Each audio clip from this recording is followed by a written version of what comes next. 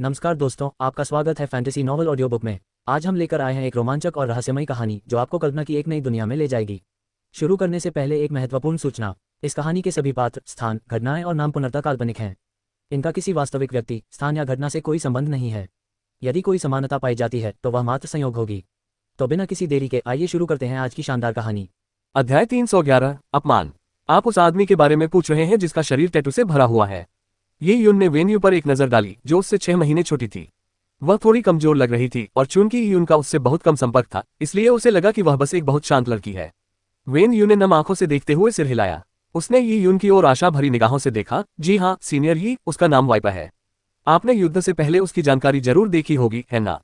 प्रतिद्वंदी बहुत ही भयानक था, इसलिए अब वह केवल यही आशा कर सकती थी कि यून उससे थोड़ा ही सही लेकिन अधिक शक्तिशाली हो। वह वास्तव में आशा कर रही थी कि यून ने अपने प्रतिद्वंदियों के बारे में अच्छी तरह से शोध किया होगा और उसने वाइपर की चुनौती केवल इसलिए स्वीकार की होगी क्योंकि उसे उस पर जीत का पूरा भरोसा था। आखिरकार कम से कम 1 साल पहले तक ये यून को द्वितीय वर्ष के साधकों में सबसे शक्तिशाली माना जाता था। ऐसे प्रभाव के साथ वह भरोसेमंद तो होना ही चाहिए, है ना? वेन यू के मन में कुछ इस तरह के विचार थे, लेकिन स्पष्ट रूप से ये उनको उनकी जानकारी नहीं थी। उसने सिर हिलाते हुए कहा, वाइपर, मैंने तो उसका नाम भी नहीं सुना। क्या वह मशहूर है? ये यून घमंडी नहीं था। उसे गठबंधन प्रतियोगिता के बारे में पिछली रात ही जानकारी मिली थी। हालांकि कांगयान ने यून को कुछ जानकारी दी थी, लेकिन यून ने यूनलोंग 72 पैगोडा के सबसे शक्तिशाली लोगों पर ही ध्यान दिया था। कुछ ऐसे लोग थे जिन पर यून को वाकई ध्यान देने की जरूरत थी या फिर उनसे सावधान रहने की जरूरत थी। जहां तक वाइपर की बात है, वह स्पष्ट रूप से उन लोगों के दायरे में नहीं था जिन पर यून ने विशेष ध्यान देना चुना था। ये यून का जवाब सुनकर वेन यू अचंभित रह गया। उसने दूसरे पक्ष के बारे में कुछ भी जाने बिना ही चुनौती स्वीकार कर ली।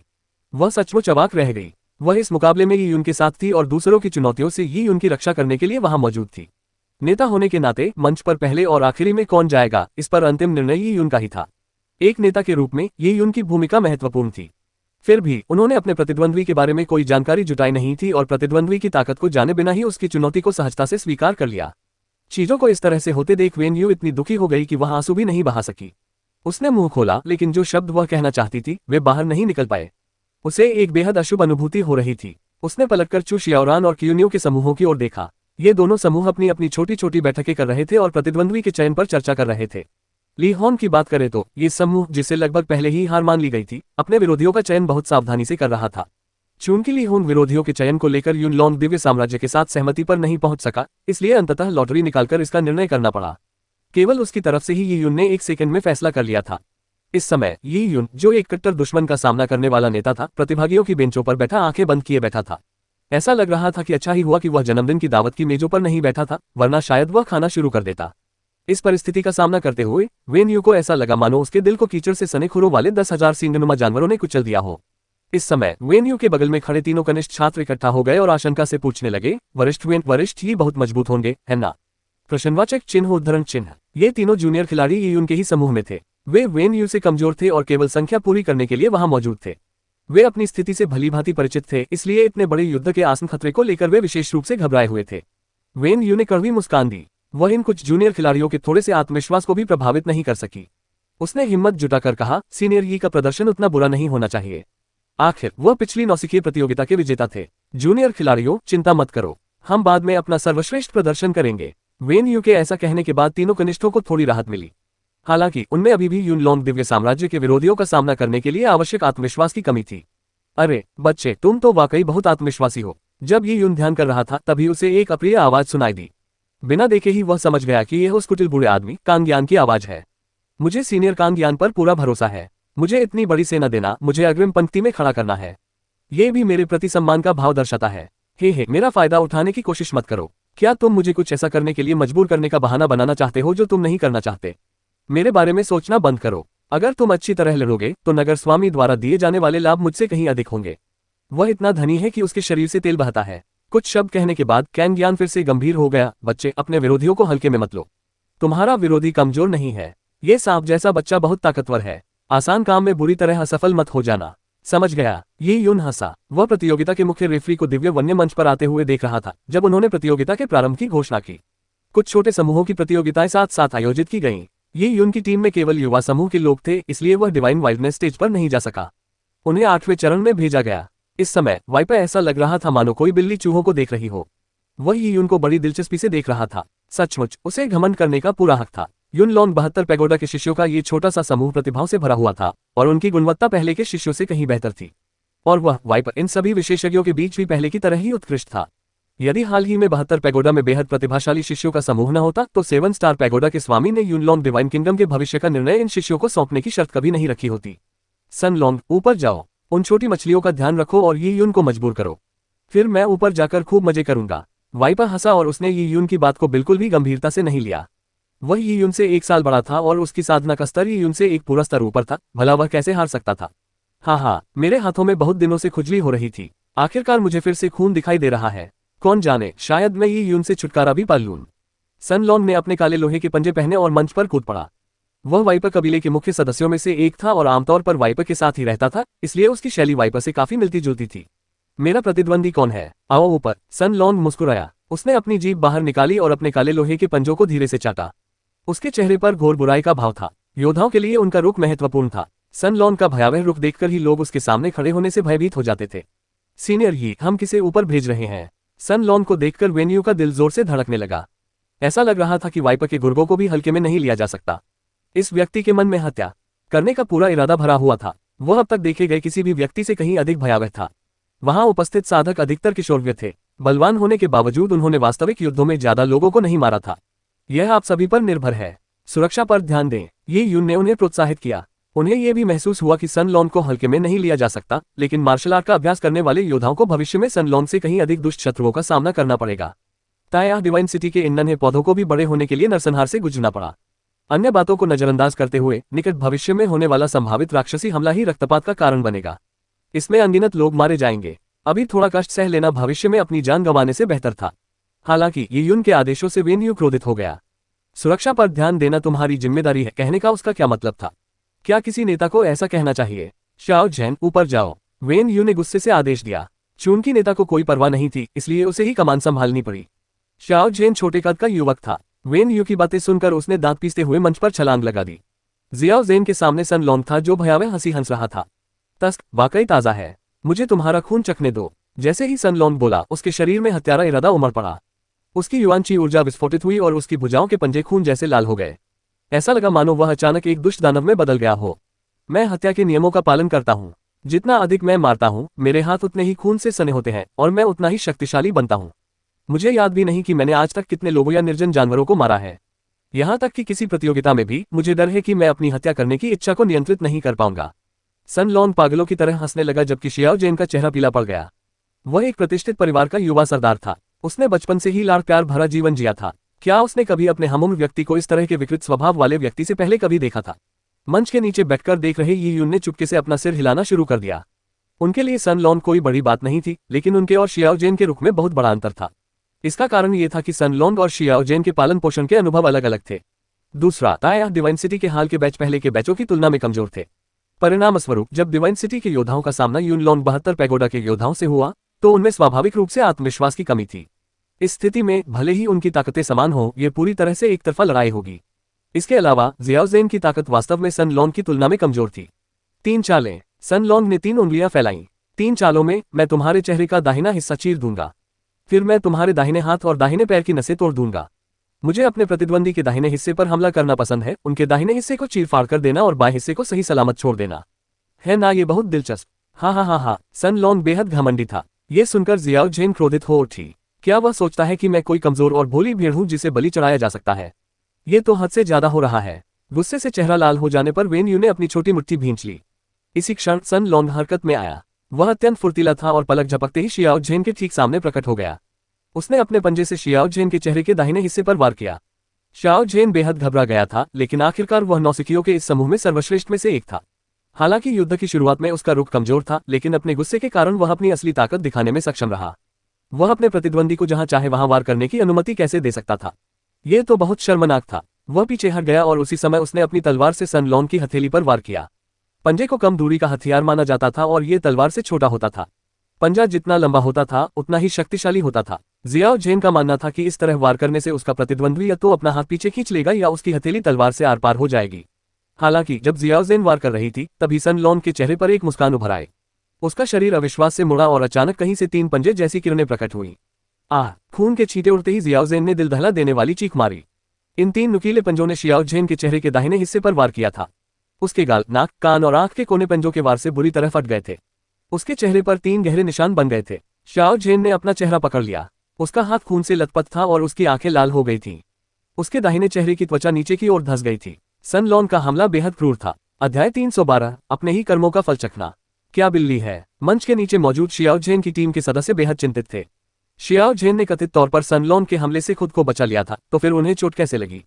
उसके चेहरे पर पंजों से लगा ये घाव बेहद भयानक था। उसका चेहरा बुरी तरह फट गया था, ऐसा लग रहा था मानो उसकी हड्डियां भी चीर गई हो। और इन लोगों के पीछे उदास यून खड़ी थी। सन लॉन शियाओ झेन से अधिक शक्तिशाली था और उसे आसानी से हरा सकता था, जिससे उसे केवल मामूली चोटें ही आती। हालांकि उसने ऐसा नहीं किया।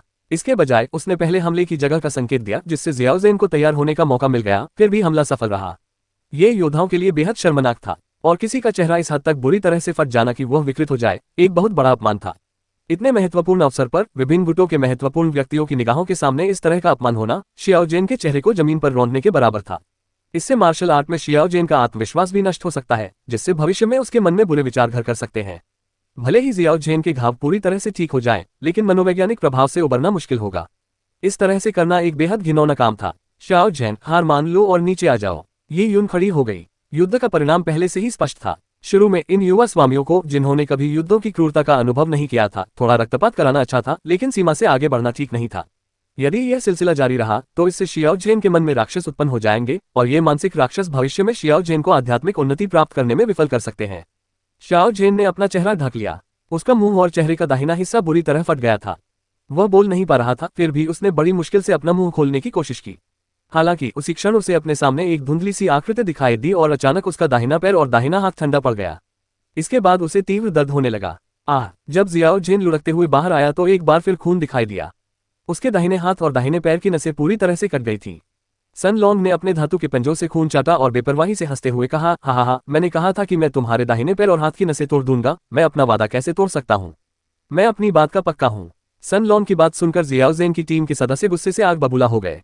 वह दूसरों को इस हद तक धमकाकर हद पार कर रहा था। गठबंधन रैंकिंग प्रतियोगिता के नियमों के अनुसार जब तक दूसरे पक्ष को जान से मारने या जानबूझकर दूसरे व्यक्ति को स्थायी रूप से विकलांग करने का इरादा नहीं होता, तब तक यह नियमों का उल्लंघन नहीं होगा। हालांकि जानबूझकर को परिभाषित करना कठिन था। इस नियम में कई खामियां थीं। इसके अलावा सन लॉन्ग द्वारा शियाओ ज़ेन की नसों को काटने से स्थायी विकलांगता नहीं होगी, क्योंकि अच्छी दवा से उनका इलाज हो सकता है। हालांकि जियाओ ज़ेन के मन को लगी चोट और उसके द्वारा झेली गई अपमान की भरपाई करना मुश्किल होगा। कितना दयनीय दृश्य है। सन लॉन्ग ने अपना सिर हिलाया, क्योंकि उसके पीछे यून लॉन्ग दिव्य साम्राज्य के सभी साधक हंसने लगे थे। क्या ये ताया डिवाइन सिटी का योद्धा है? ये तो कुत्ते से कम नहीं है। यून लॉन्ग 72 पैगोडा के हम लोगों के बराबर रखा जाना बहुत बड़ा अपमान है। जैसे ही ये कठोर शब्द ये उनकी छोटी टीम तक पहुंचे, वाइपर ने ये उनकी ओर अंगूठा नीचे करके इशारा किया। कमजोर उपस्थित सभी टीम सदस्य किशोर थे और वे सभी उस उम्र में थे जहां उनका आत्मसम्मान चरम पर था। इस तरह अपमानित होने से उनमें स्वाभाविक रूप से अपमान और क्रोध की भावना उत्पन्न हुई।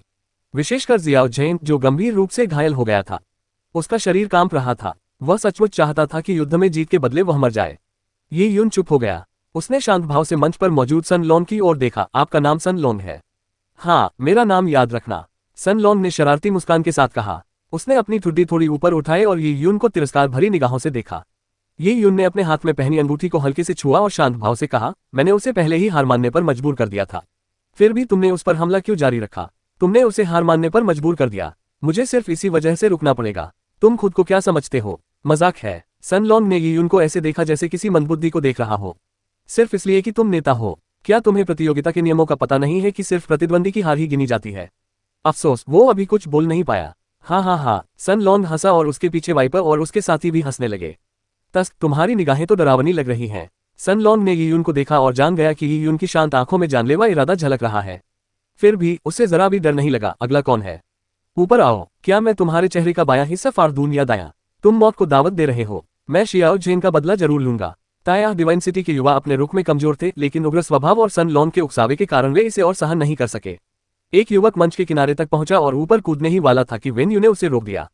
तुम उसके मुकाबले के नहीं हो। ऊपर जाने से वह और ज्यादा दिखावा करेगा। वेन यू ने दांत पीस लिए। वह खुद सन लॉन्ग से लड़ने के लिए तैयार थी। दरअसल वेन यू पर भी बहुत दबाव था, क्योंकि उसकी प्रतिद्वंदी उससे उम्र में भी बड़ी थी। अरे वाह, कितनी सुंदर लड़की है। क्या तुम ऊपर आना चाहोगी? अगर मैं तुम्हारा इतना सुंदर चेहरा चीर दूं तो यह एक दिलचस्प घटना होगी। सन लॉन्ग की बातों से वेन यू और भी ज्यादा क्रोधित हो गया। हालांकि इसी क्षण ये यून की आवाज उसके कानों तक पहुंची। उसके भड़काऊ शब्दों के कारण मंच पर जाने से पहले ही तुम्हारा मन अस्त व्यस्त हो चुका है। अगर तुम इसी तरह लड़ोगी तो जीतने की संभावना हारने की संभावना से भी कम होगी। मैं उद्धरण चिन्ह वेन यू ने यून की ओर देखा और मन में कुछ नाराजगी महसूस की। उसे लगा कि अगर उसने इतनी असामान्य टीम की चुनौती स्वीकार न की होती तो वे कभी भी इस स्थिति में न होते। मंच के नीचे ही रहो, इतना कहकर ये यून मंच पर चढ़ गई। सीनियर ही वेन यू एकदम जम गया। टीम के नेता को मंच पर सबसे आखिर में जाना होता था। अगर वे समय से पहले मंच पर चले गए और हार गए तो उनकी पूरी हार हो जाएगी। ये शतरंज में राजा मोहरे से सीधे युद्ध में उतरने जैसा था। उसके पास ये यून को रोकने का समय नहीं था। इस समय तक ये यून पहले ही सुन लॉन से आगे निकल चुकी थी। सन लॉन ने ये यून को तिरस्कार भरी निगाहों से देखते हुए कहा, तुम्हें नेता बनने की समझ कैसे हुई? तुम तो अपना गुस्सा भी काबू नहीं रख सकते। एक बार यहाँ पहुंच गए तो निकल नहीं सकते। सन लॉन के पीछे खड़ा वाइपर भी ये यून को तिरस्कार भरी नजरों से देखने लगा। एक नेता होने के नाते उससे यह उम्मीद नहीं की जाती थी कि वह इस तरह मंच पर जाकर इतनी नासमझी करे। कल नकाबपोश दोनों लोग तो ऐसे मूर्ख से ईर्ष्या कर रहे थे। हड्डियों के अवशेषों से भरा वह थैला वाकई आसानी से मिल गया था। ये यून की ओर देखते हुए सन लॉन्ग ने लापरवाही से अपनी कलाई ढीली कर दी। उसके हाथों पर लगे धातु के पंजे ठंडी चमक रहे थे। हालांकि वह ये यून को नीचा दिखा रहा था, लेकिन असल में वह पूरी तरह सतर्क था। कल नकाबपोश दोनों व्यक्तियों ने उन्हें ये यून के बारे में सटीक जानकारी दी थी। सन लॉन्ग जानता था कि ये यून बहुत शक्तिशाली है और वह ये यून की विभिन्न चालों से भी परिचित था। सन लॉन्ग ये यून से लड़ना चाहता था। किसी साधारण मछली को हराना उसके लिए कोई मायने नहीं रखता था। ये यून को हराना और पद हासिल करना ही उसके लिए पुण्य का काम था। तुम्हारी तलवार कहाँ है? उसे बाहर निकालो। ओह, लगता है आप मुझे बहुत अच्छी तरह समझते हैं, ये जानते हुए कि मैं कृपाण का इस्तेमाल करता हूँ, लेकिन मेरी कृपाण का इस्तेमाल मैं केवल सम्मान के योग्य या दुर्जय विरोधियों के खिलाफ ही करता हूँ। नीच या मंदबुद्धि लोगों के खिलाफ मैं आमतौर पर किसी दूसरे हथियार का ही इस्तेमाल करता हूँ। ये यून ने धीरे से अपनी अंतरस्थानिक अंगूठी को रगड़ा। उसके होठों के कोने ऊपर की ओर मुड़ गए, जिससे एक भयावह मुस्कान प्रकट हुई। इस मुस्कान को देखकर सन लॉन का दिल जोर से धड़कने लगा। यह मुस्कान उसे जानी पहचानी सी लगी, क्योंकि वह अक्सर ऐसे ही मुस्कुराता था। उसका चेहरा उतर गया और उसने दांत पीसते हुए कहा, मैं तुम्हें बता दूंगा कि असली मंदबुद्धि कौन है।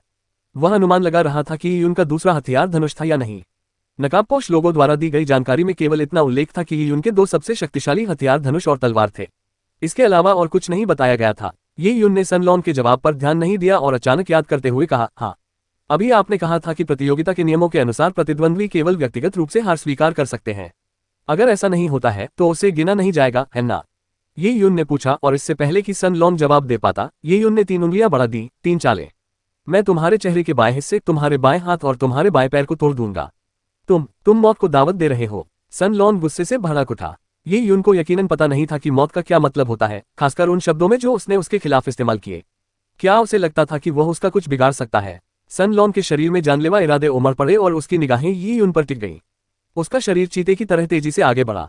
हालांकि कुछ कदम आगे बढ़ने के तुरंत बाद उसने जिस ये यून को देखा था वह अचानक गायब हो गई। ओह! सन लॉन बेहद घबरा गया और अगले ही पल उसे अपने पूरे शरीर में ठंडक का एहसास हुआ। ये यून अचानक उसके शरीर के बाईं ओर भूत की तरह प्रकट हो गई। उसने अनजाने में ही अपने पंजे से ये यून की छाती पर वार किया, लेकिन उसी क्षण उसने महसूस किया कि किसी ने उसका सिर हाथ से दबा दिया है। इस हाथ ने जबरदस्ती उसका सिर जकड़ लिया और उसी क्षण एक और हाथ प्रकट हुआ। पता नहीं कब अचानक उस दूसरे हाथ ने अपने हाथ में एक धातु की आयताकार वस्तु पकड़ ली। सन लॉन के पास ये बताने का समय नहीं था कि वह क्या था, क्योंकि उसने धातु की वस्तु को आकार में बढ़ते हुए देखा, यहाँ तक कि उसने उसकी पूरी दृष्टि को ढक लिया। पेंग! एक जोरदार गड़गड़ाहट हुई। ये यून ने एक हाथ से सन लॉन का सिर पकड़ा और दूसरे हाथ से धातु की ईंट से सन लॉन के चेहरे के बाएं हिस्से पर बेरहमी से प्रहार किया। ये यून ने ईंट चलाने में जरा भी संकोच नहीं किया। उसने उसे ऐसे पटका जैसे कोई पका हुआ तरबूज हो और सन लॉन की हड्डियां चकनाचूर कर दी। सन लॉन का शरीर कांप उठा। उसे ऐसा लगा जैसे उसके सिर पर 10,000 पाउंड के भारी हथौड़े से प्रहार किया गया हो। उसकी आंखें काली पड़ गईं, कानों में घंटियां बजने लगीं और उसका दिमाग सुन्न हो गया, मानो उस क्षण वह इस दुनिया से अलग हो गया हो। ऐसा लगा जैसे उसकी आत्मा उसके शरीर से छीन ली गई हो। कुछ ही समय बाद असहनीय दर्द ने उसे वास्तविकता में वापस ला दिया। ये यून ने अपनी पकड़ ढीली कर दी थी और सन लॉन फर्श पर घुटनों के बल बैठा उल्टी कर रहा था। पुआ! सन लॉन ने जो खाना खाया था उसके साथ साथ लगभग 1 दर्जन खून से सने दांत भी उसने उल्टी करके बाहर निकाल दिए। ये यून ने उसके सारे दांत तोड़ दिए थे। उसके हाथ पैर ठंडे पड़ गए, जबकि उसके कान और नाक से खून बह रहा था। उसके चेहरे का बायां हिस्सा पूरी तरह चकनाचूर हो गया था। उसकी चेहरे की हड्डी का एक बड़ा हिस्सा अंदर की ओर धंस गया था। ये यून ने ठंडे लहजे में सन लॉन को देखा। जब किसी इंसान के सिर पर जोरदार चोट लगती है तो उसे मतली होती है और उल्टी हो जाती है। मुझे उम्मीद नहीं थी कि तुम भी वैसे ही होगे। क्या तुम हार मान रहे हो? ये यून ने पूछा। सन लॉन ने अपना मुंह खोलने की कोशिश की, लेकिन उसकी थोड़ी का बायां जोड़ टूट गया था और उसका मुंह पूरी तरह से चकनाचूर हो गया था। ऐसे में वह कैसे बोल सकता था? ओह, आप हार नहीं मानते? ये यून ने सिर हिलाते हुए कहा। मैं समझ गया, इसे रोक। इसी क्षण वाइपर की ठंडी आवाज ये यून के कानों में गूंज उठी। लेकिन ये यून को उसकी परवाह क्यों होगी? ये युन ने सन लॉन को ऐसे लात मारी जैसे वह कोई मरा हुआ कुत्ता हो, जिससे वह जमीन पर गिर पड़ा। ये युन ने अपने हाथ में पकड़ी ईंट उठाए और जोर से नीचे मारी, जो सन लॉन के बाएं हाथ और फिर उसके बाएं टखने पर लगी। सन लॉन चीख उठा। ये युन ने उसके हाथ और पैर को बुरी तरह कुचलकर खून से लथपथ कर दिया था। यह एक विस्फोटक दरार थी जिसने इसे टुकड़े टुकड़े कर दिया। अध्याय 313 वाइपर के विरुद्ध। आह आह आह। सन लॉन जमीन पर लौटने लगा। एक योद्धा का मजबूत मानसिक स्वास्थ्य आमतौर पर उसे बेहोश होने से बचाता है, लेकिन सन लॉन बेहोश होने के कगार पर था। उसका बायां हाथ और पैर मेढक के अंगों से कुछ खास अलग नहीं थे। वे पूरी तरह से चपटे हो गए थे। धातु की ईंट से इस तरह कुचले जाना किसी पंजे के वार से होने वाले घाव से कहीं अधिक दर्दनाक था। साथ ही चोटें 10 गुना अधिक गंभीर थीं। भले ही उसे कई अच्छी दवाइयों से ठीक किया जाए, फिर भी सन लॉन के हाथ और पैर को अपनी ऊर्जा वापस पाने में कम से कम आधा साल लग जाएगा। युवा प्रतिभाओं के लिए आधा साल का समय बहुत कीमती था। ये कुछ हद तक सन लॉन के भविष्य के विकास को प्रभावित करेगा। तुम्हारी हिम्मत कैसे हुई यह कहने की कि तुम हत्या के नियमों का अभ्यास करते हो? ये तो इस महान दाव का अपमान है। ये युन ने ताना मारा। हत्या का मार्ग महान मार्गों में से एक था और 3000 महान मार्गों में इसका उच्च स्थान था। ये 5 तत्व नियमों से ऊपर था और शुद्ध ज्ञान मार्ग से कमजोर नहीं था। सन लॉन ने केवल कुछ ही घातक शक्ति एकत्रित की थी, उसे ज्यादा से ज्यादा घातक आभा वाला कहा जा सकता था। वह वास्तविक हत्या के मार्ग से बहुत दूर था। ये युन के पीछे वेन यू, शियाओ झेन और उनके साथी सदमे से इतने स्तब्ध थे कि वे कुछ बोल नहीं पा रहे थे। जो कुछ हुआ वह महज कुछ ही सेकंड में हुआ। शक्तिशाली सन लॉन पल भर में एक मरे हुए कुत्ते की तरह हो गया, इसलिए वे समय पर प्रतिक्रिया नहीं कर पाए। यह शियाओ झेन ने घूम भर लार ली। वह अपने शरीर के दर्द को भी भूल चुका था। ये युन ने सन लॉन द्वारा उसके साथ किए गए हर काम का और भी कठोर तरीके से बदला लिया था। सब कुछ साफ सुथरे और आसानी से हो गया था। सीनियर ही बहुत शक्तिशाली हैं, एक युवक ने श्रद्धा भाव से कहा। 1 साल पहले ये युन ने नवागंतुक रैंकिंग प्रतियोगिता में पहला स्थान हासिल किया था और फिर वह गायब हो गया। लगभग 10 महीने बाद कई लोगों को संदेह होने लगा कि क्या ये युन की ताकत में बहुत अधिक वृद्धि हुई है या समय के साथ उसमें कोई बदलाव नहीं आया है। चूंकि उन्होंने लंबे समय से लड़ाई नहीं लड़ी थी, इसलिए लोगों को स्वाभाविक रूप से संदेह था। ये तो अपेक्षित था, लेकिन अब उन्हें पता चल गया था कि उनकी चिंताएं पूरी तरह निराधार थीं। वह न केवल बलवान है बल्कि निर्दयी भी है, एक अन्य युवक ने कहा। एक योद्धा के लिए निर्दोषों को अंधाधुंध मारना उचित नहीं था, लेकिन शत्रु के विरुद्ध निर्दयी होना आवश्यक था, अन्यथा अंततः परिणाम भुगतने ही पड़ते। वरिष्ठ की लड़ाई में भला गुस्सा निकालने का भरपूर मौका मिला, एक युवक ने वेन यू से कहा। वेन यू स्तब्ध रह गई, उसे समझ नहीं आ रहा था कि इस समय क्या कहे। वेन यू के बगल में जियाओ झेन अपनी बाईं मुट्ठी को कसकर भींचे हुए था और उसकी आंखों में चमक थी। जब लोग सबसे कमजोर और असुरक्षित अवस्था में होते हैं तो उनके लिए हारना आसान होता है, हालांकि उसी समय वे आसानी से प्रेरित भी हो जाते हैं। इस छोटी सी लड़ाई ने उनके दिल पर एक अमिट छाप छोड़ दी थी। शाओ झेन इसी दौर से गुजर रहा था। अपने जीवन के सबसे बुरे दौर में ये युन द्वारा सन लॉन की बेरहमी से पिटाई ने निस्संदेह शाओ झेन के दिल पर एक अमिट छाप छोड़ दी थी। शाओ झेन ने दांत पीसते हुए मन ही मन एक संकल्प लिया। धन्यवाद सीनियर ही, मैं कड़ी मेहनत करूंगा और एक दिन मैं अपने हाथों से काम करूंगा और आपकी तरह बनूंगा। जो भी मुझे कुचलने की कोशिश करेगा उसे तब तक पीटूंगा जब तक उसका खून न निकल जाए। हालांकि मंच पर मौजूद ये युन ने शियाओ झेन में हो रहे मनोवैज्ञानिक परिवर्तनों पर ध्यान नहीं दिया। वह वाइपर को सीधे देख रहा था और बेपरवाही से ईंट से खून पोंछ रहा था। इस दुनिया में आने के बाद वह योद्धाओं की दुनिया के नियमों से धीरे धीरे परिचित होता जा रहा था। वाइपर के चेहरे पर बेहद भयावह भाव थे, उसकी सुनहरी आंखों में हत्या का भाव साफ झलक रहा था। तुम्हारे अंदर हिम्मत है, मैं तुम्हें दिखाऊंगा कि मेरी बात अनसुनी करने का क्या नतीजा होता है। अभी जब उसने बस करो चिल्लाया तो ये युन ने न केवल उसकी बात नहीं सुनी, बल्कि सन लॉन को पीटने के बाद उसने मानो कुछ हुआ ही न हो उसकी ओर मुड़कर देखा। उसकी नजरें देखकर वाइपर भड़क गया। भले ही उसकी सेवाएं किसी ऐसे व्यक्ति द्वारा खरीदी गई हो जिसके पास वीरान हड्डियों के अवशेष हो, फिर भी वही युन को अपन करने और संभवतः उसे जान से मारने के लिए हर संभव प्रयास करेगा। तुम तो हद ही कर देते हो। क्या तुम खुद लड़ने वाले हो या फिर अपने कुछ और गुंडों को यहाँ मरने के लिए भेजने वाले हो? ये युन अभी भी मंच पर था और वाइपर को नीचे देख रहा था। वाइपर के बगल में बैठे युन लॉन्ग 72 पैगोडा के सभी साधक क्रोधित थे। ऐसा लग रहा था मानो वे सब उस पर टूट पड़े और उसे टुकड़े टुकड़े कर दे। हालांकि वे सिर्फ आक्रामक दिखने का दिखावा कर सकते थे। अगर बात बिगड़ती तो वे सब जानते थे कि 2 चालों से भी कम समय में उन्हें करारी हार का सामना करना पड़ेगा। ये युन बहुत शक्तिशाली थी। हालांकि वे सभी प्रायः डिवाइन सिटी के साधकों से घृणा करते थे, लेकिन उनके पास ये स्वीकार करने के अलावा कोई विकल्प नहीं था कि यह सच था। वाइपर की पुतलियां सिकुड़ गईं। उसके शरीर पर मौजूद सांप ने फुफकारते हुए अपनी जीभ बाहर निकाल दी। दिलचस्प, वाइपर मुस्कुराते हुए मंच पर चढ़ गया। 8वें स्टेज के आसपास मौजूद दर्शक स्तब्ध रह गए। 8वें चरण के मुकाबलों के लिए यह अतिशयोक्ति थी। अन्य चरणों में तो अभी पहले 2 मुकाबले भी पूरे नहीं हुए थे, लेकिन 8वें चरण में पहले ही 2 मुकाबले हो चुके थे और अग्रणी खिलाड़ी एक दूसरे से लड़ने के लिए आगे बढ़ रहे थे। ये बहुत तेज था। हालांकि ये युन का अभी का प्रदर्शन शानदार था, लेकिन वेन यू और उसके साथी युन को लेकर चिंतित थे, क्योंकि वह वाइपर के खिलाफ मुकाबला करने जा रहा था। इसका कारण खेती के स्तर में अंतर था। प्रतियोगिता के नियमों के अनुसार यदि आयु का अंतर 1 वर्ष से अधिक हो तो बड़े व्यक्ति को अपनी साधना का स्तर कम करना पड़ता था। यदि अंतर 2 वर्ष से अधिक हो तो साधना का स्तर और भी कम करना पड़ता था। प्रत्येक पूरे वर्ष के लिए खेती के स्तर को एक श्रेणी तक कम करना आवश्यक था, तभी संतुलित प्रतिस्पर्धा संभव हो पाती। ये यून की उम्र 14 साल से थोड़ी अधिक थी और वाइपर अभी 15 साल का हुआ था। उनकी उम्र में अंतर लगभग 1 साल से 1 महीने कम था। परिणामस्वरूप वाइपर को अपनी साधना के स्तर को दबाने की आवश्यकता नहीं पड़ी और उन दोनों के बीच बैंगनी रक्त क्षेत्र के शिखर और युवान आधार क्षेत्र को अलग करने वाली सीमा रेखा थी, जिसने इस मुकाबले को बेहद अनुचित बना दिया। बैंगनी रक्त स्तर के शिखर पर बैठे योद्धा के लिए युवान फाउंडेशन स्तर के योद्धा से लड़ना कोई बड़ी बात नहीं होगी, बशर्ते दूसरा पक्ष साधारण स्तर का हो। ताया डिवाइन सिटी के कई शिष्य ऐसा करने में सक्षम होंगे, लेकिन प्रतिद्वंदी वाइपर था। वह न केवल प्रतिभाशाली था बल्कि बेहद निर्दयी भी था। पहले हुए विवाद को देखते हुए इसमें कोई संदेह नहीं था कि वाइपर ये उन पर जानलेवा हमले करेगा। वेन यू और उसके साथियों के दिल जोर से धड़क रहे थे। सीनियर ही सावधान रहें, वेन यू ने मंच के नीचे चुपचाप कहा। उसके हाथ कसकर जुड़े हुए थे जो उसकी घबराहट को दर्शा रहे थे। इस समय आसपास के लोग भी 8वें चरण के मैच पर ध्यान देने लगे थे। ये क्या, ये लोग ऐसे ही शुरू करने वाले हैं? प्रश्नवाचक चिन्ह उद्धरण चिन्ह। कैंग यान मूल रूप से एक मेज पर बैठकर शराब पी रहा था। ये यून को वाइपर से लड़ते देख उसने अपना शराब का प्याला नीचे रख दिया। ये यून की प्रतिभा चौंकाने वाली थी, लेकिन उसके पास समय की कमी थी। कांग यान इस मैच को लेकर बहुत चिंतित था। उसने अपनी कुर्सी एक तरफ धकेली और 8वें चरण की ओर चल पड़ा। कैंग यान को नहीं पता था कि ये यून की लड़ाई का अंत कैसे होगा। आखिरकार उसका प्रतिद्वंदी युवान फाउंडेशन क्षेत्र का एक प्रतिभाशाली योद्धा था। वह 8वें चरण के करीब गया ताकि ये यून के हारने की स्थिति में वह उसे बचा सके।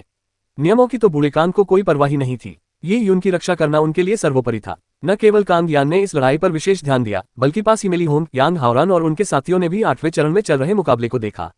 नेता अपना द्वंद्व शुरू कर रहे थे। शुरू हो गया। ये यून बनाम वाइपर। ली होंग ने यांग हाओरान को युवांची का संदेश भेजा। यांग हाओरान मुस्कुराया क्योंकि वह इस पल का इंतजार कर रहा था। कल उसने वाइपर की तलाश करने का बहुत बड़ा जोखिम उठाया था क्योंकि वह वाइपर की क्रूरता और ताकत को महत्व देता था।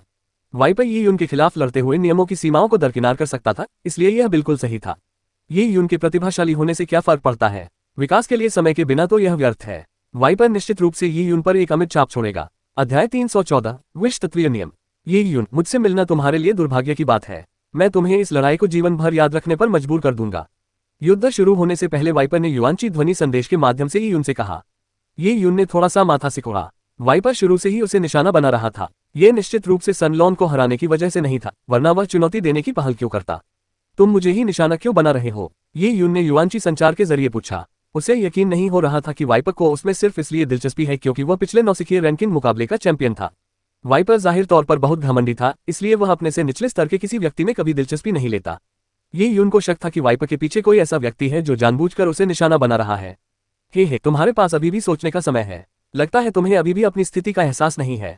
थोड़ी देर में मैं तुम्हें यातना दूंगा। अगर तुम अभी हार मान लेते हो तो अभी भी समय है। अगर नहीं मानते तो पहले मैं तुम्हें बोलने में असमर्थ कर दूंगा, फिर तुम्हें सनलॉन से 100 गुना ज्यादा भयानक यातना दूंगा। जैसे ही वाइपर ने ये कहा, नेताओं के बीच होने वाली लड़ाइयों के लिए विशेष रूप से रेफरी बनाए गए एक कानून प्रवर्तक ने उन दोनों से पूछा कि क्या वे तैयार हैं।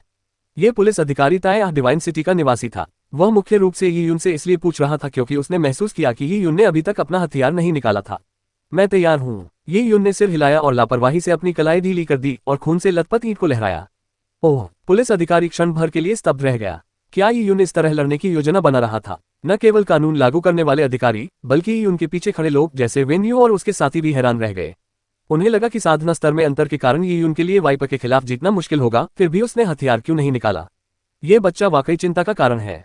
पास ही में कांग यान ये तय नहीं कर पा रही थी कि हंसे या रोए। इस लड़के ये यून ने 10,000 पशु टोटेम को अपनी टोटेम रहस्यमय तकनीक के रूप में चुना था और कृपाल मकबरे से सीखने के बाद तलवार मकबरे में चला गया था।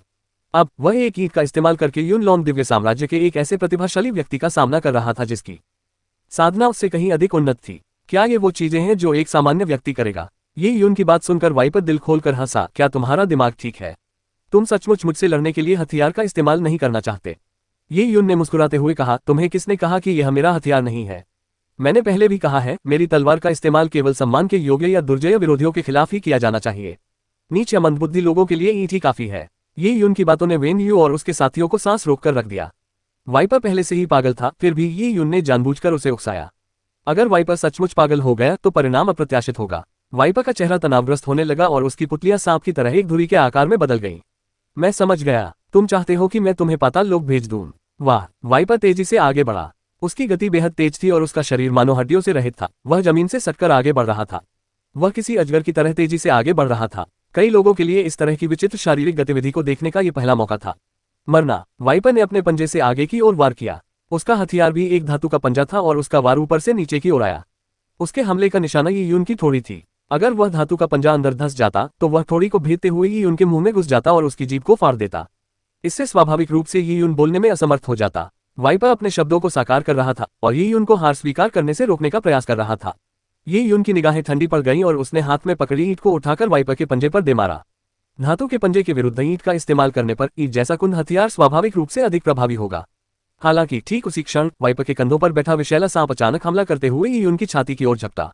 दिल को भेदने वाला सांप। यी यून पर इस सांप का गहरा प्रभाव था। लगभग 1 साल पहले दिव्य वन में जाने से कुछ दिन पहले 3 साधकों की एक टीम पूरी तरह से नष्ट हो गई थी क्योंकि उन्होंने हृदय भेदन करने वाले सांप को गलती से स्वर्ण रेखा वाला सांप समझ लिया था। ये हृदय भेदने वाला सर्प एक अत्यंत खतरनाक निर्जन जीव था। फिर भी वाइपर एक निर्जन जीव को कैसे वश में कर सकता था? ये यून को ऐसा प्रतीत हुआ कि मनुष्यों के लिए निर्जन जीवों को वश में करना अत्यंत कठिन है। ये यून के पास इस बारे में गहराई से सोचने का समय नहीं था। जैसे ही हृदय भेदने वाला सांप उसके दिल पर वार करने ही वाला था, वह तेजी से पीछे हट गया। हालांकि वाइपर मुस्कुराते हुए उसके पीछे पीछे गया और बोला, तुम्हारा काम खत्म। वाइपर की घातक ची ऊर्जा विस्फोटित हुई और फिर उसकी युवान ची ऊर्जा में विलीन होकर एक दृश्यमान काली वायुधारा में परिवर्तित हो गई। इस वायुधारा ने यी यून के चारों ओर ताला लगा दिया, मानो कोई ताला हो जिससे यी यून के बचने के सभी रास्ते बंद हो गए। देखते हैं तुम इससे कैसे बचोगे। वाइपर ने अपना पंजा यी यून पर मारा और उसी समय उसके कंधों पर बैठा हृदय भेदने वाला सांप सीधे यी यून के मुंह की ओर बढ़ा। वह यी यून की जीभ निगल जाना चाहता था। लगभग उसी क्षण जब हृदय भेदने वाला सांप यी यून को काटने ही वाला था, उसका शरीर अचानक विचित्र रूप से मुड़ गया और धुंधली परछाइयां दिखाई देने लगी।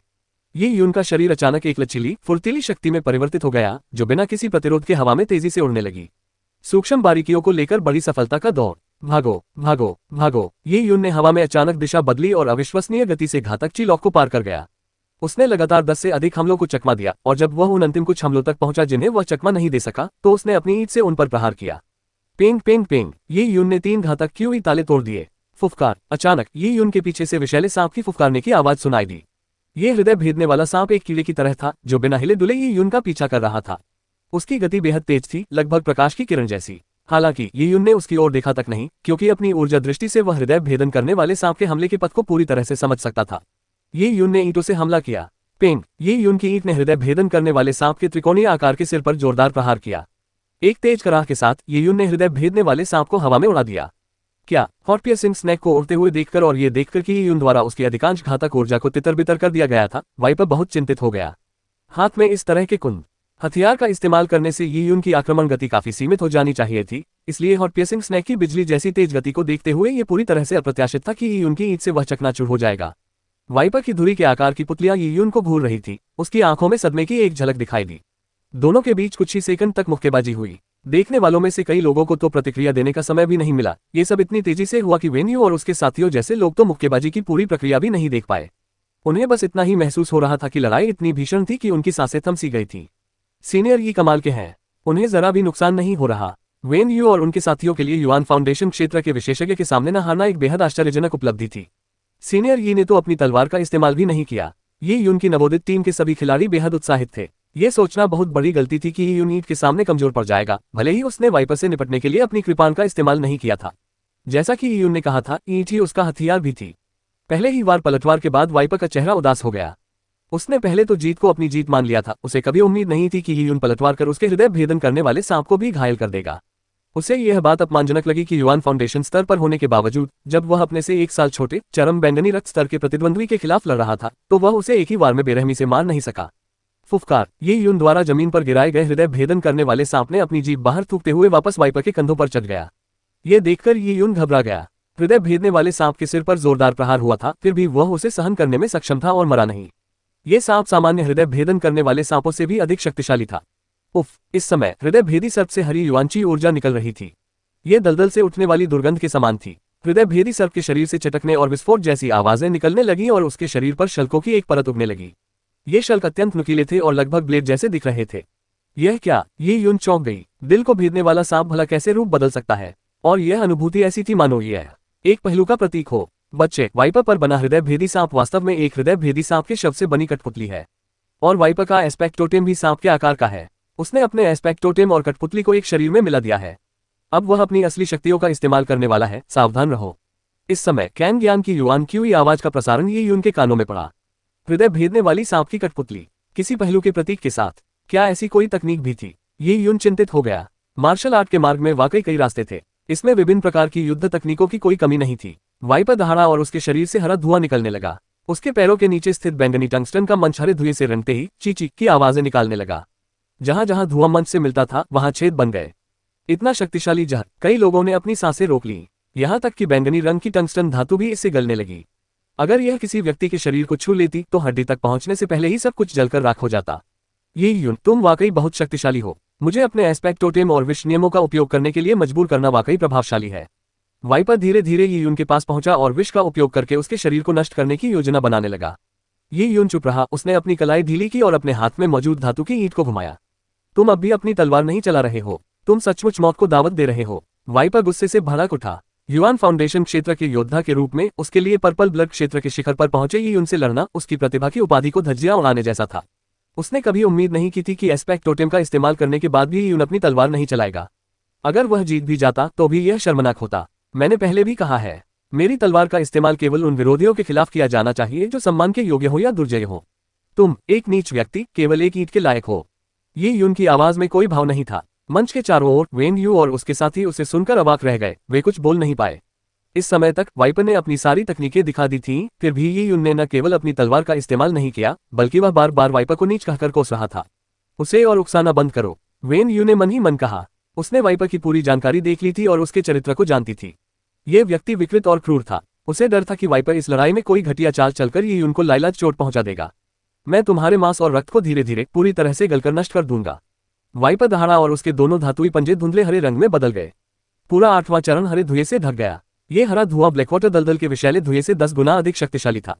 योद्धा दलदल की दुर्गंध को थोड़े समय के लिए सहन कर सकते थे, लेकिन इस हरे धुएं में उस्तादों द्वारा परिष्कृत हथियार भी जंग खाने लगते थे। विश्व तत्वीय नियमों का अभ्यास करने वालों को हर तरह की जहरीली चीजों को निगलना पड़ता था, जिससे उनकी युआन ची अत्यधिक विषैली ची में बदल जाती थी। ऐसी किंवदंतियां भी थीं जिनमें कहा गया था कि जब विश्व तत्वीय नियम उच्चतम स्तर पर पहुंच जाते हैं तो वे दुनिया के सभी स्वर्ग पृथ्वी युआन क्यूई को एक अत्यंत विषैली क्यूई में बदल सकते हैं, जो पूरी दुनिया को नष्ट कर देती है और इसे विषैले दलदल के बड़े बड़े क्षेत्रों में बदल देती है, जिससे मृत्यु हो जाती है। सारी जहरीली गैस ये यून की ओर एकत्रित हो गई। यह ऐसा हमला था जिसे धातु की ईंट भी नहीं रोक सकती थी। अध्याय 315, वाइपर को हराना। हम वह जहरीली हरी गैस मानो स्वयं ही जीवित हो उठी और एक भूत की तरह विलाप करने लगी। वह जहरीली गैस बेहद घनी थी, मानो किसी सांप के पित्त से बनी हो। उससे एक दुर्गंध आ रही थी जो नाक में घुस जाती थी। फुफकारना, हृदय भेदने वाले सर्प की कठपुतली हवा में उड़ते हुए आवाजें निकालने लगी। वह अपनी गहरी हरी आंखों से ये यून को घूरती हुई चुपचाप उसकी ओर बढ़ने लगी। इस जहरीली गैस का इस विषैली सर्प की कठपुतली पर कोई असर नहीं हुआ, बल्कि इससे उसे और भी ऊर्जा मिली।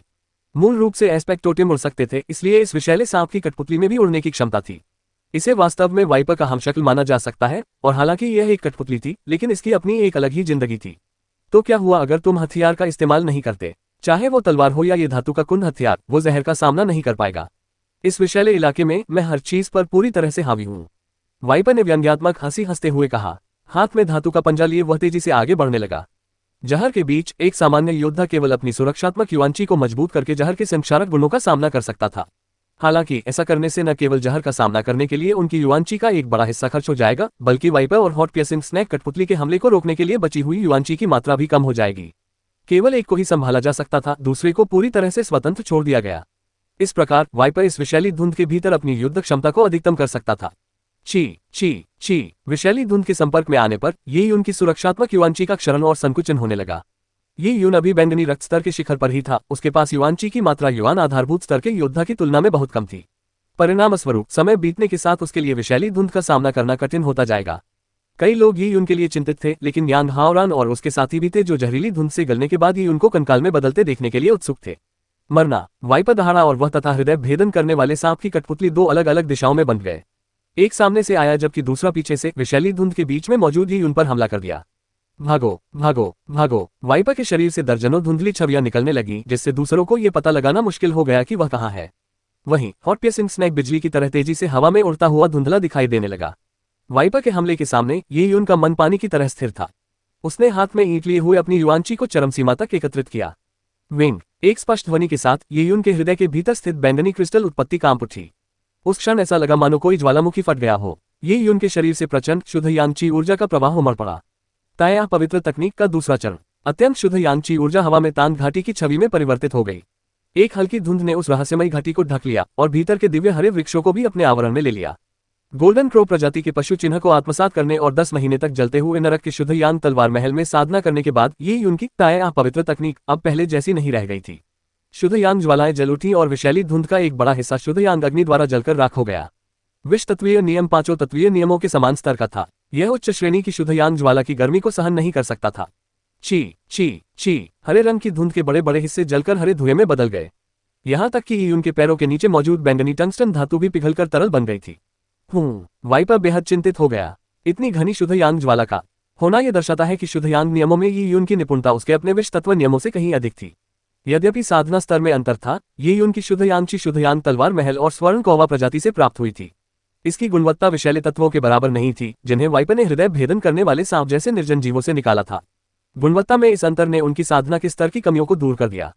इस क्षण ये उनकी आंखों में चमक आ गई। उसके शरीर की सारी शुद्ध यान ऊर्जा धातु की ईंट में समाहित हो गई। धातु की ईंट चमकने लगी और शुद्ध यान ज्वालाओं से जलने लगी। यह कोई साधारण धातु की ईंट नहीं थी, बल्कि एक शुद्ध यान ज्वाला वाली ईंट थी।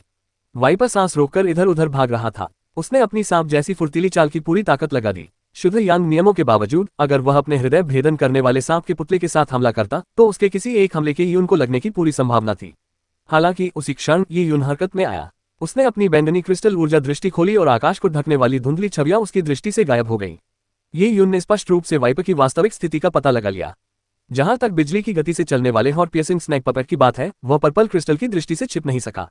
सूक्ष्म बारीकियों को लेकर बड़ी सफलता का दौर। ये यून का शरीर रहस्यमय तरीके से गायब हो गया। वाइपर को लगा जैसे उसकी पीठ ठंडी पड़ गई हो और उसके दिल में सिहरन दौड़ गई। बिना सोचे समझे उसने अपने पंजे से उसकी पीठ पर हमला कर दिया। इस समय ये यून के हाथ में मौजूद शुद्ध यान ज्वाला की ईंट जोर से नीचे की ओर जा गिरी। ताया पवित्र तकनीक को उसकी चरम सीमा तक ले जाने पर ईंट के प्रहार से हवा में आग की लपटों जैसी चापाकार किरणें उत्पन्न हुई। काचा ये यून की जलती हुई ईंट वाइपर के धातुई पंजे से टकराए। गर्म शुद्ध यान ज्वालाओं ने पंजे को मोड़ दिया, जबकि ईंट ने अपनी गति बिल्कुल नहीं खोई। धातुई पंजे को नीचे धकेलने के बाद वह सीधे वाइपर के सिर की ओर बढ़ी। धमाका। जब शुद्ध यान ऊर्जा का विस्फोट हुआ तो वाइपर की सुरक्षात्मक युआंची कांच की तरह चकनाचूर हो गई। उसे लगा जैसे उसका सिर चकरा रहा हो, मानो किसी सींग वाले जानवर ने उस पर बेतहाशा हमला कर दिया हो। उसका दिमाग सुन्न हो गया और उसकी दृष्टि पूरी तरह सुनहरे रंग से ढक गई। वह कुछ भी नहीं देख पा रहा था। हृदय भेदन करने वाले सर्प पुतले की बात करें तो उसके स्वामी के गंभीर रूप से घायल होने पर उसके भीतर का पहलू प्रतीक नष्ट हो गया। उसकी युद्ध शक्ति समाप्त हो गई और उसकी गति तेजी से कम हो गई। इसी क्षण ये यून ने सर्प को उसके सिर से 3 इंच दूर से पकड़ लिया। एक हाथ में हृदय भेदने वाला सांप और दूसरे हाथ में शुद्ध यान ज्वाला की ईंट पकड़े हुए ये यून ने वाइपर के शरीर को लड़खड़ाते देखा। वाइपर बेहोश था और ये यून ने बिना झिझक के अपनी ईंट उठाकर उस पर फिर से प्रहार किया। इस समय वाइपर एक स्थिर लक्ष्य की तरह था, इसलिए ये यून का ईंट जैसा हमला सीधे वाइपर के चेहरे के दाहिने हिस्से पर लगा। पेंग। वाइपर लट्टू की तरह हवा में घूमने लगा। उसका शरीर चक्कर लगा रहा था और वह खून उगल रहा था। खून हवा में लाल रंग के सर्पिल आकार में फैल रहा था। वाइपर ने अपने कुछ खून से सने दांत भी थूक दिए। वाइपर को जमीन पर गिरते देख ये यून तेजी से आगे बढ़ी और ईंटों से एक और हमला किया। ईंट के इस हमले ने अपनी दिशा बदल दी और वाइपर के चेहरे के बाईं ओर जा टकराया। वाइपर जो एक लट्टू की तरह घूम रहा था, घड़ी की दिशा में घूम रहा था, लेकिन इस प्रहार के बाद वह घड़ी की विपरीत दिशा में घूमने लगा। वाइपर का चेहरा पूरी तरह से क्षत विक्षत हो गया था। उसने फिर से खून की उल्टी की। इसके बाद ये यून ईंट हाथ में लेकर उछल पड़ा और अपने शरीर को मोड़ते हुए उसने तीसरी ईंट से जोरदार हमला किया, मानो वह किसी गेंद को तोड़ रहा हो। काचा। ये यून की ईंट वाइपर की पीठ पर लगी और रीढ़ की हड्डी टूटने की आवाज के साथ वाइपर धड़ाम से जमीन पर गिर गया। वाइपर का दिमाग पूरी तरह से सुन्न हो गया था। हालांकि इस समय ये यून ने वाइपर पर ध्यान देना बंद कर दिया। इसके बजाय उसने अपने हाथ में पकड़े हुए हृदय भेदनशील सांप को बैंगनी टंगस्टन की जमीन पर फेंक दिया। वाइपर के आदेश के बिना ही हृदय भेदनशील सांप की युद्ध शक्ति समाप्त हो गई थी। इस तरह जमीन पर फेंके जाने पर वह बस जमीन पर लुढ़क गया। इसके बाद ये यून ने सीधे हॉट पियर्सिंग स्नेक के त्रिकोणीय आकार के सिर पर निशाना साधा और उस पर जोरदार प्रहार किया। पफ। हृदय भेदने वाले सांप का सिर खून से लथपथ मांस के पेस्ट में बदल गया। हालांकि अब इस सांप का सिर नहीं था, फिर भी उसका शरीर छटपटा रहा था। इस द्वंद्व युद्ध के दौरान जो कुछ हुआ उसे देखकर वेन्यू और उसके साथी पूरी तरह से स्तब्ध रह गए। उनके मन में केवल एक ही शब्द आया, क्रूर। हाथ में ईंट लिए ये यून एक क्रूर और अनियंत्रित राक्षस बन गया था। सन लॉन्ग और वाइपर जो दोनों उसके खिलाफ उतरे थे, ईंटों के कुछ ही हमलों में बुरी तरह से चकनाचूर हो गए। हॉट पियर्सिंग स्नेक का काम तमाम करने के बाद ये यून हाथ में ईंट लेकर वाइपर की ओर चल पड़ा। हालांकि वाइपर बेहोश नहीं हुआ था, लेकिन उसके चेहरे के दोनों ओर की हड्डियां साफ दिखाई दे रही थीं। उसकी आंखें पूरी तरह खून से लथपथ थीं और वह कुछ भी नहीं देख पा रहा था, लेकिन उसे ये उनके कदमों की आहट सुनाई दे रही थी। उसे कदमों की आहट ऐसी लग रही थी मानो मौत नजदीक आ रही हो, जिससे वह भयभीत हो गया। यह व्यक्ति एक राक्षस था। वाइपर जो हमेशा दूसरों को प्रताड़ित करता था, अचानक उत्पीड़क से पीड़ित बन गया। उसका डर चरम सीमा पर पहुंच गया। क्या तुम हार नहीं मान रहे? इसी क्षण ये यून की आवाज वाइपर के कानों तक पहुंची। वाइपर को ऐसा लगा जैसे उसे क्षमादान मिल गया हो। उसका जबड़ा बुरी तरह टूट गया था, इसलिए वह अभी भी बोल नहीं पा रहा था। उसने तुरंत ये यून को युआनची की आवाज में संदेश भेजा, रुको रुको, मैं हार स्वीकार करता हूँ। ओह, अब भी हार नहीं मान रहे। ये यून ने वाइपर के युआनची संदेश को अनसुना कर दिया। बिना खुद कहे हार मानना भला क्या हो सकता है। ये यून ने धातु की ईंट को मजबूती से उठाया। वाइपर बुरी तरह डर गया था। अगर यह ईंट उसके सिर पर लग जाती तो वह मर जाता। वह यहाँ मरना नहीं चाहता था। रुको रुको, मैं तुम्हें उन लोगों के बारे में बताऊंगी जो तुम्हें नुकसान पहुंचाना चाहते हैं। वाइपर ने युआनची ध्वनि संचार के माध्यम से विनती की। ओह, वाइपर की बात सुनकर ये यून ने अपना हमला धीमा कर दिया। बोलो। वे काले लिबादे में लिपटे दो लोग थे। उन्होंने अपना चेहरा छिपा लिया था। उनकी आवाज भी बदल गई थी, लेकिन उनमें से एक का केवल एक ही हाथ था। वाइपर ने अपनी युआनची का उपयोग करते हुए कल के दो नकाबपोश लोगों की विशेषताओं का रुक रुक कर वर्णन किया। ये सुनकर ये यून के होठों के कोने ऊपर की ओर मुड़ गए। एक भुजा। ये यून को पहले से ही पता था कि उससे दुश्मनी रखने वाला एक हाथ वाला साधक कौन था। दूसरे व्यक्ति के बारे में हालांकि वह निश्चित रूप से नहीं जानता था कि वह कौन था, लेकिन वह अनुमान लगा सकता था कि वह ली होंग या यांग यूएफएन के अलावा कोई और नहीं था। ये यून ने ईंट को अपने पास रखा और वाइपर पर बेरहमी से हमला करना बंद कर दिया। प्रतियोगिता के नियमों के अनुसार वह जानबूझकर दूसरों की मृत्यु का कारण नहीं बन सकता था और न ही जानबूझकर किसी व्यक्ति को स्थायी रूप से विकलांग बना सकता था। अब वाइपर में प्रतिरोध करने की सारी क्षमता खत्म हो चुकी थी।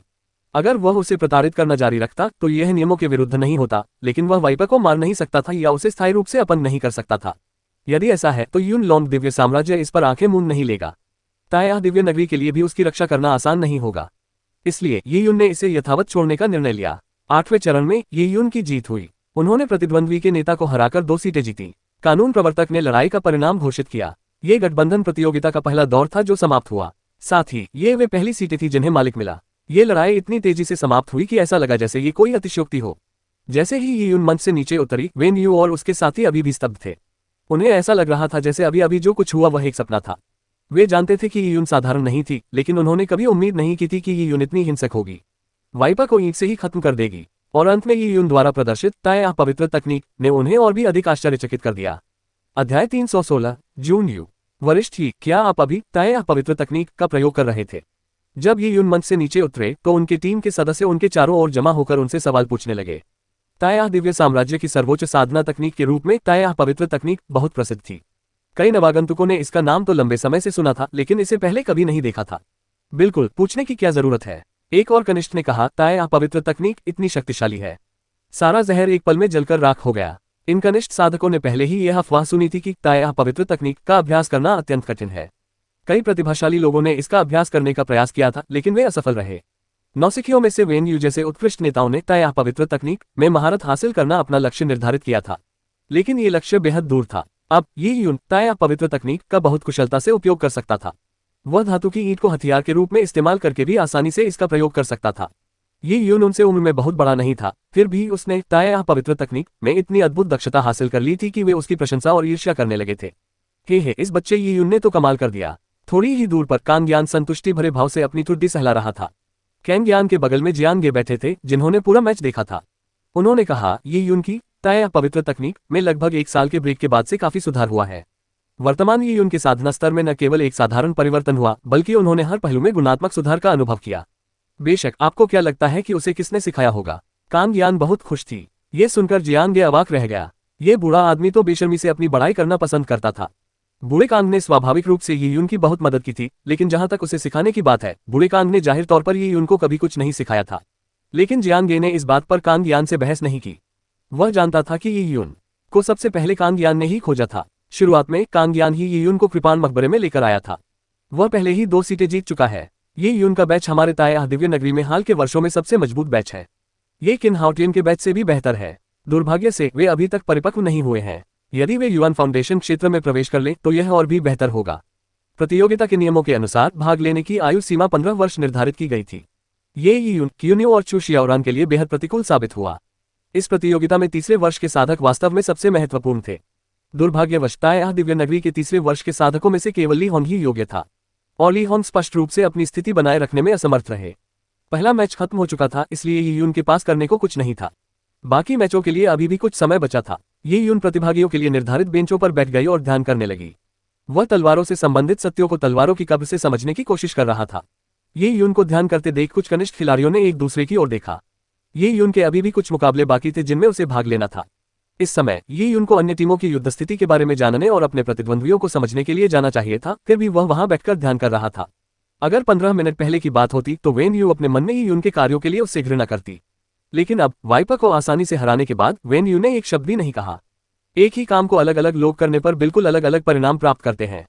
ऐसा करने वाले कमजोर लोग मंदबुद्धि माने जाते हैं, जबकि बलवान लोग ऐसा करने में माहिर होते हैं। तुम लोग क्यों सुस्ती दिखा रहे हो? चलो कुछ जानकारी जुटाते हैं। वेन यू ने एक जूनियर के सिर पर थपथपाया। चूंकि उनकी कोई खास भूमिका नहीं थी, इसलिए अब उनके लिए कुछ करने का समय था। चारों गुटों के गठबंधन टूर्नामेंट की शुरुआत छोटे समूहों की लड़ाइयों के साथ साथ हुई। बाद में चैंपियनशिप मैच में 15 वर्ष से कम आयु वर्ग के खिलाड़ी पहले प्रतिस्पर्धा करेंगे, उसके बाद 15 वर्ष से अधिक आयु वर्ग के खिलाड़ी और समग्र समूह के मैच होंगे। वे अलग अलग टीमों की युद्ध स्थिति देखने के लिए अलग अलग हो गए। ध्यानमग्न ये यून ने वेन यू और उसके साथियों के जाने पर ध्यान नहीं दिया। उसे महसूस हुआ कि कुछ निगाहें उसे घूर रही हैं। उन निगाहों में शत्रुता और भय दोनों थे। ये यून को ये जानने के लिए देखने की जरूरत नहीं थी कि वे कौन थे। इस बच्चे ने अपने से एक लेवल नीचे होने के बावजूद वाइपर को हरा दिया। पास ही में यांग हाओरान अपनी इकलौती मुट्ठी को इतनी कसकर भींच रहा था कि उसका पूरा हाथ कांप रहा था। ये यून और वाइपर के बीच हुई लड़ाई का नतीजा उसके लिए अप्रत्याशित था। उसने ये यून से छुटकारा पाने के लिए क्रूर और शक्तिशाली वाइपर को चुना था। ये यून की शक्ति किस हद तक थी? अचानक उसे एक ऐसी संभावना का एहसास हुआ जिसने उसे निराश कर दिया। अब भी जब ये यून अभी तक बड़ी नहीं हुई है तो शायद वह अपने कटे हुए हाथ के साथ ही उनका मुकाबला न कर पाए। इससे यांग हाओरान को बहुत बड़ा झटका लगा। हाओरान, बेहतर होगा कि हम अब उसे निशाना न बनाएं। उद्धरण चिन्ह। यांग हाओरान के अलावा ली होन का आत्मविश्वास भी कम होने लगा था। ली होन एक प्रतिशोधी व्यक्ति था। जो भी उसे उकसाता वह उससे 10 गुना अधिक भयावह तरीके से बदला लेने के बारे में सोचता था। हालांकि सामने वाला कौन था यह मायने रखता था। अगर उसे पता होता कि सामने वाला उससे कहीं अधिक शक्तिशाली है तो उसे उकसाना उसकी मूर्खता ही होती। ली होन ने शुरू में ये यून का विरोध इसलिए किया क्योंकि उसे लगा कि ये यून को आसानी से धमकाया जा सकता है, लेकिन अब ये यून की शक्ति और प्रतिभा उससे कहीं अधिक थी।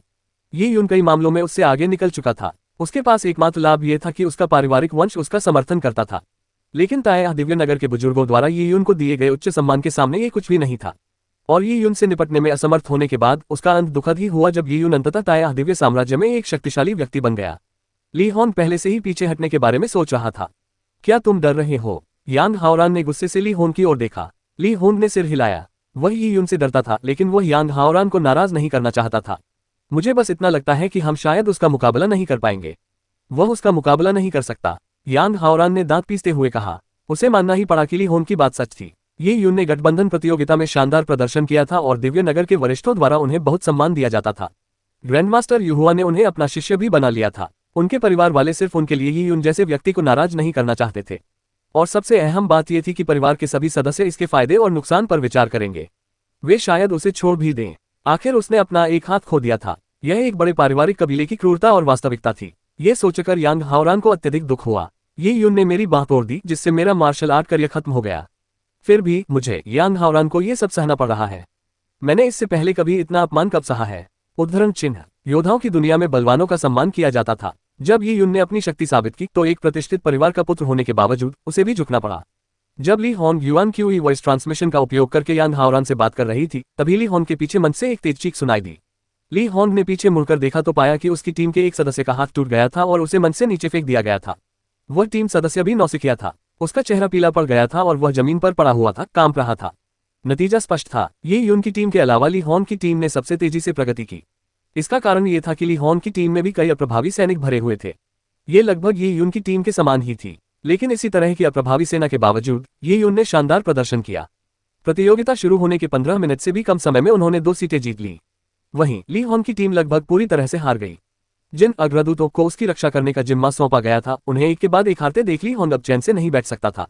यह अंतर बहुत अधिक था, सच में बहुत कमजोर। मंच पर एक हट्टा कट्टा युवक खड़ा था। वह हंसते हुए बोला, तुम वही समूह हो जिसे छोड़ दिया गया था, है ना? इस समूह का नेता होने पर तुम्हें बहुत अपमान महसूस हो रहा होगा। युवक के शब्दों ने ली होन को बहुत आहत किया। ली होन का चेहरा एकदम ठंडा पड़ गया जब वह अपनी लंबी छड़ी लेकर मंच पर चढ़ा। उसकी टीम में उसके सिवा कोई नहीं बचा था, इसलिए उसे मंच पर जाना ही पड़ा। उसने अपनी लाठी घुमाए और उस हटे कट्टे युवक की ओर इशारा करते हुए कहा, बकवास बंद करो। मुझे देखने दो कि तुम्हें इतना घमंडी होने की हिम्मत किससे मिलती है। ली होन ताया दिव्य नगरी के तृतीय वर्ष के छात्रों में सर्वश्रेष्ठ साधक था। एक पूर्वज द्वारा उकसाए जाने पर वह क्रोधित क्यों नहीं होता। आह जून, नीचे आ जाओ, मुझे उससे मुकाबला करने दो। इसी क्षण मंच के पीछे से एक उदासीन आवाज आई। एक लंबा और पतला आदमी मंच पर आया। यह आदमी देखने में बिल्कुल भी युवक जैसा नहीं लगता था। वह सुसंस्कृत प्रतीत होता था और उसकी आंखें पतली थी, लेकिन उनमें एक अलग ही जोश था। उससे एक अलग ही तरह की आभा निकलती थी। इस व्यक्ति को देखते ही अभिमानी युवक तुरंत बहुत अधिक सम्मानजनक हो गया। सीनियर जून यू, आप नेता हैं। आपको किसी छोटे मोटे व्यक्ति से निपटने की क्या आवश्यकता होगी। हालांकि युवक ने ऐसी बातें कही थी, लेकिन जून यू ने बुरा नहीं माना और हंसते हुए कहा, सच कहूं तो मुझे लगा था कि मुझे कुछ करने की जरूरत नहीं है, लेकिन मैंने वाइपर को 8वें चरण में हारते हुए देखा। वाइपर को हराने वाला व्यक्ति बहुत दिलचस्प है। नतीजतन मेरा मन कर रहा है कि मैं भी उससे मुकाबला करूं, तो यह उससे पहले मेरा वार्म अप होगा। जून युए की आवाज बेहद सहज थी। बोलते समय वह दूर कहीं आंखें बंद किए ही यून को देखता रहा।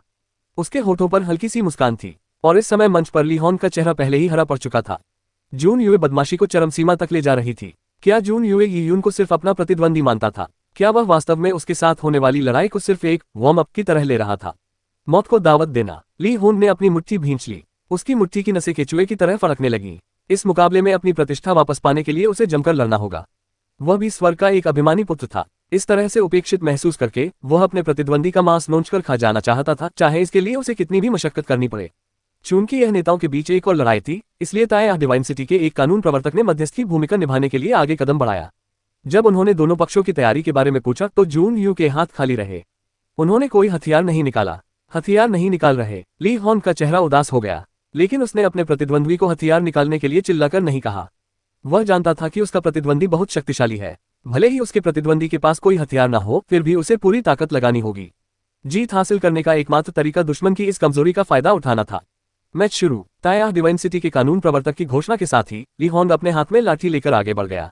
उसी क्षण उसके पीछे एक बुरे भालू के आकार का एस्पेक्ट टोटेम प्रकट हुआ। पिछले एक साल में ली हॉन ने अपना खुद का एस्पेक्ट टोटेम भी हासिल कर लिया था। अजय जून यू के खिलाफ ली हॉन को शुरुआत से ही पूरी ताकत लगानी पड़ी। हालांकि ली हॉन के लगातार आगे बढ़ने के बावजूद जून यू मंच पर तलवार की तरह खड़ी रही।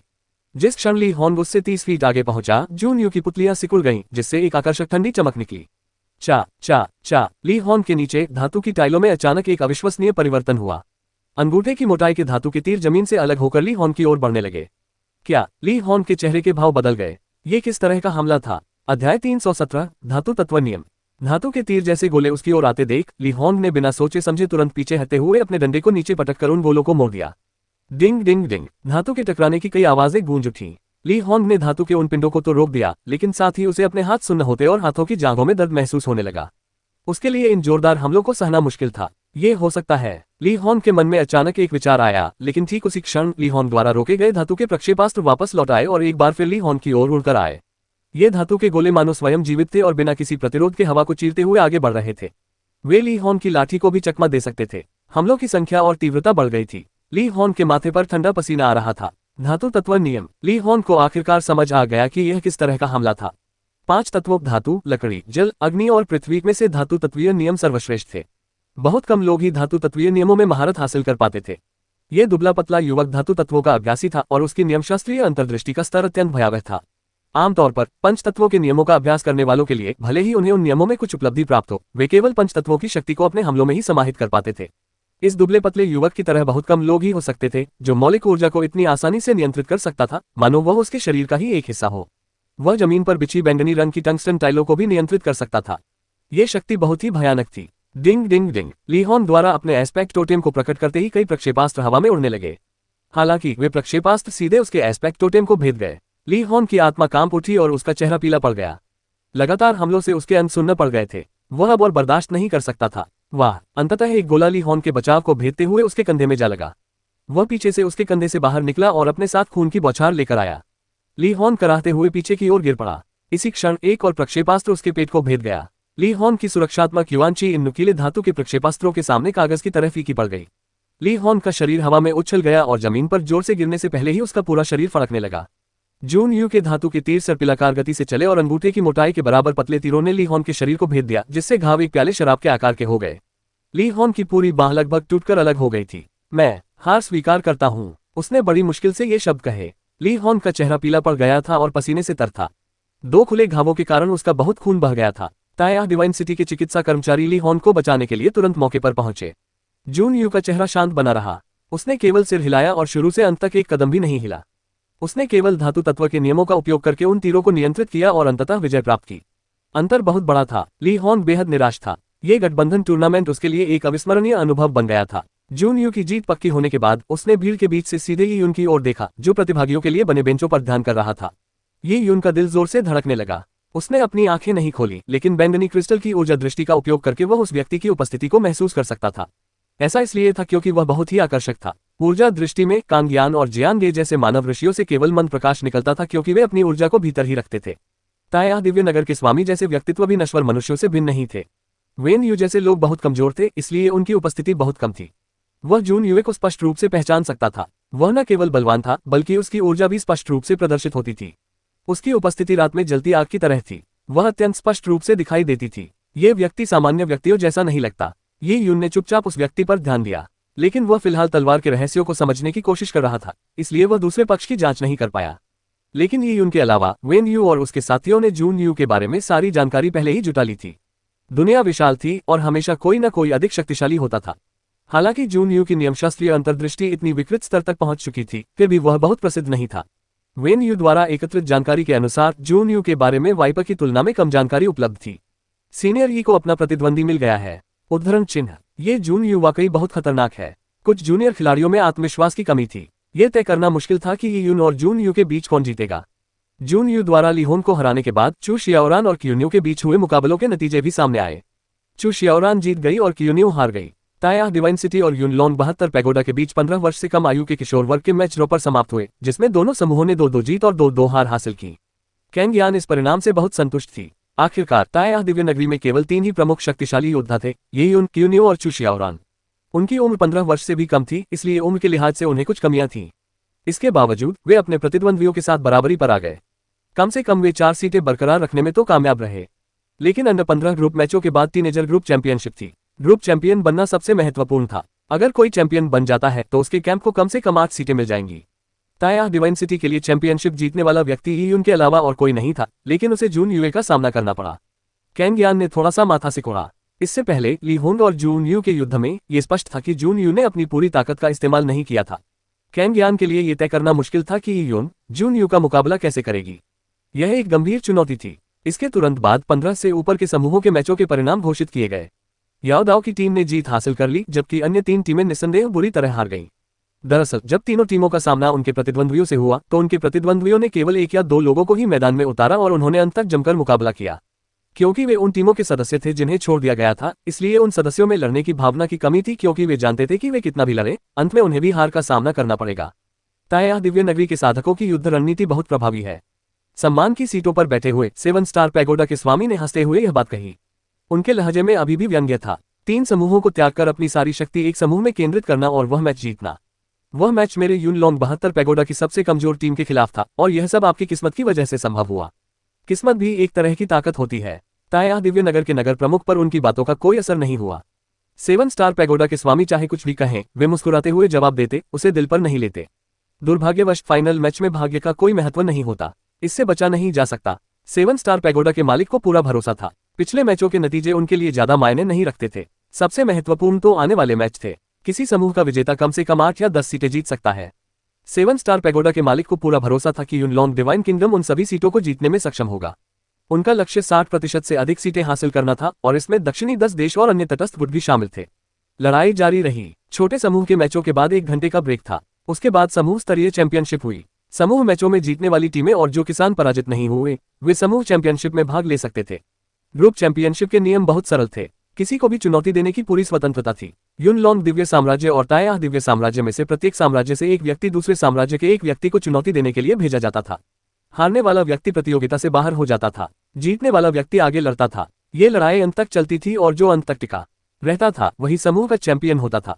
15 वर्ष से कम आयु वर्ग के लिए समूह चैंपियन को 8 सीटें मिलेंगी। 15 वर्ष से अधिक आयु वर्ग और समग्र समूह के विजेताओं को 10-10 सीटें मिलेंगी। यदि एक पक्ष में 10 से अधिक लोग बचे रहते तो अतिरिक्त 2 सीटें जीती जा सकती थीं। 7 स्टार पैगोडा के मालिक के लिए समूह चैंपियनशिप सबसे ज्यादा मायने रखती थी। लगभग 30 सीटें थीं। इसके विपरीत छोटे समूह के मैचों में खोई गई 6 सीटों का कोई महत्व नहीं था। बच्चे, ग्रुप चैंपियनशिप जल्द ही शुरू होने वाली है।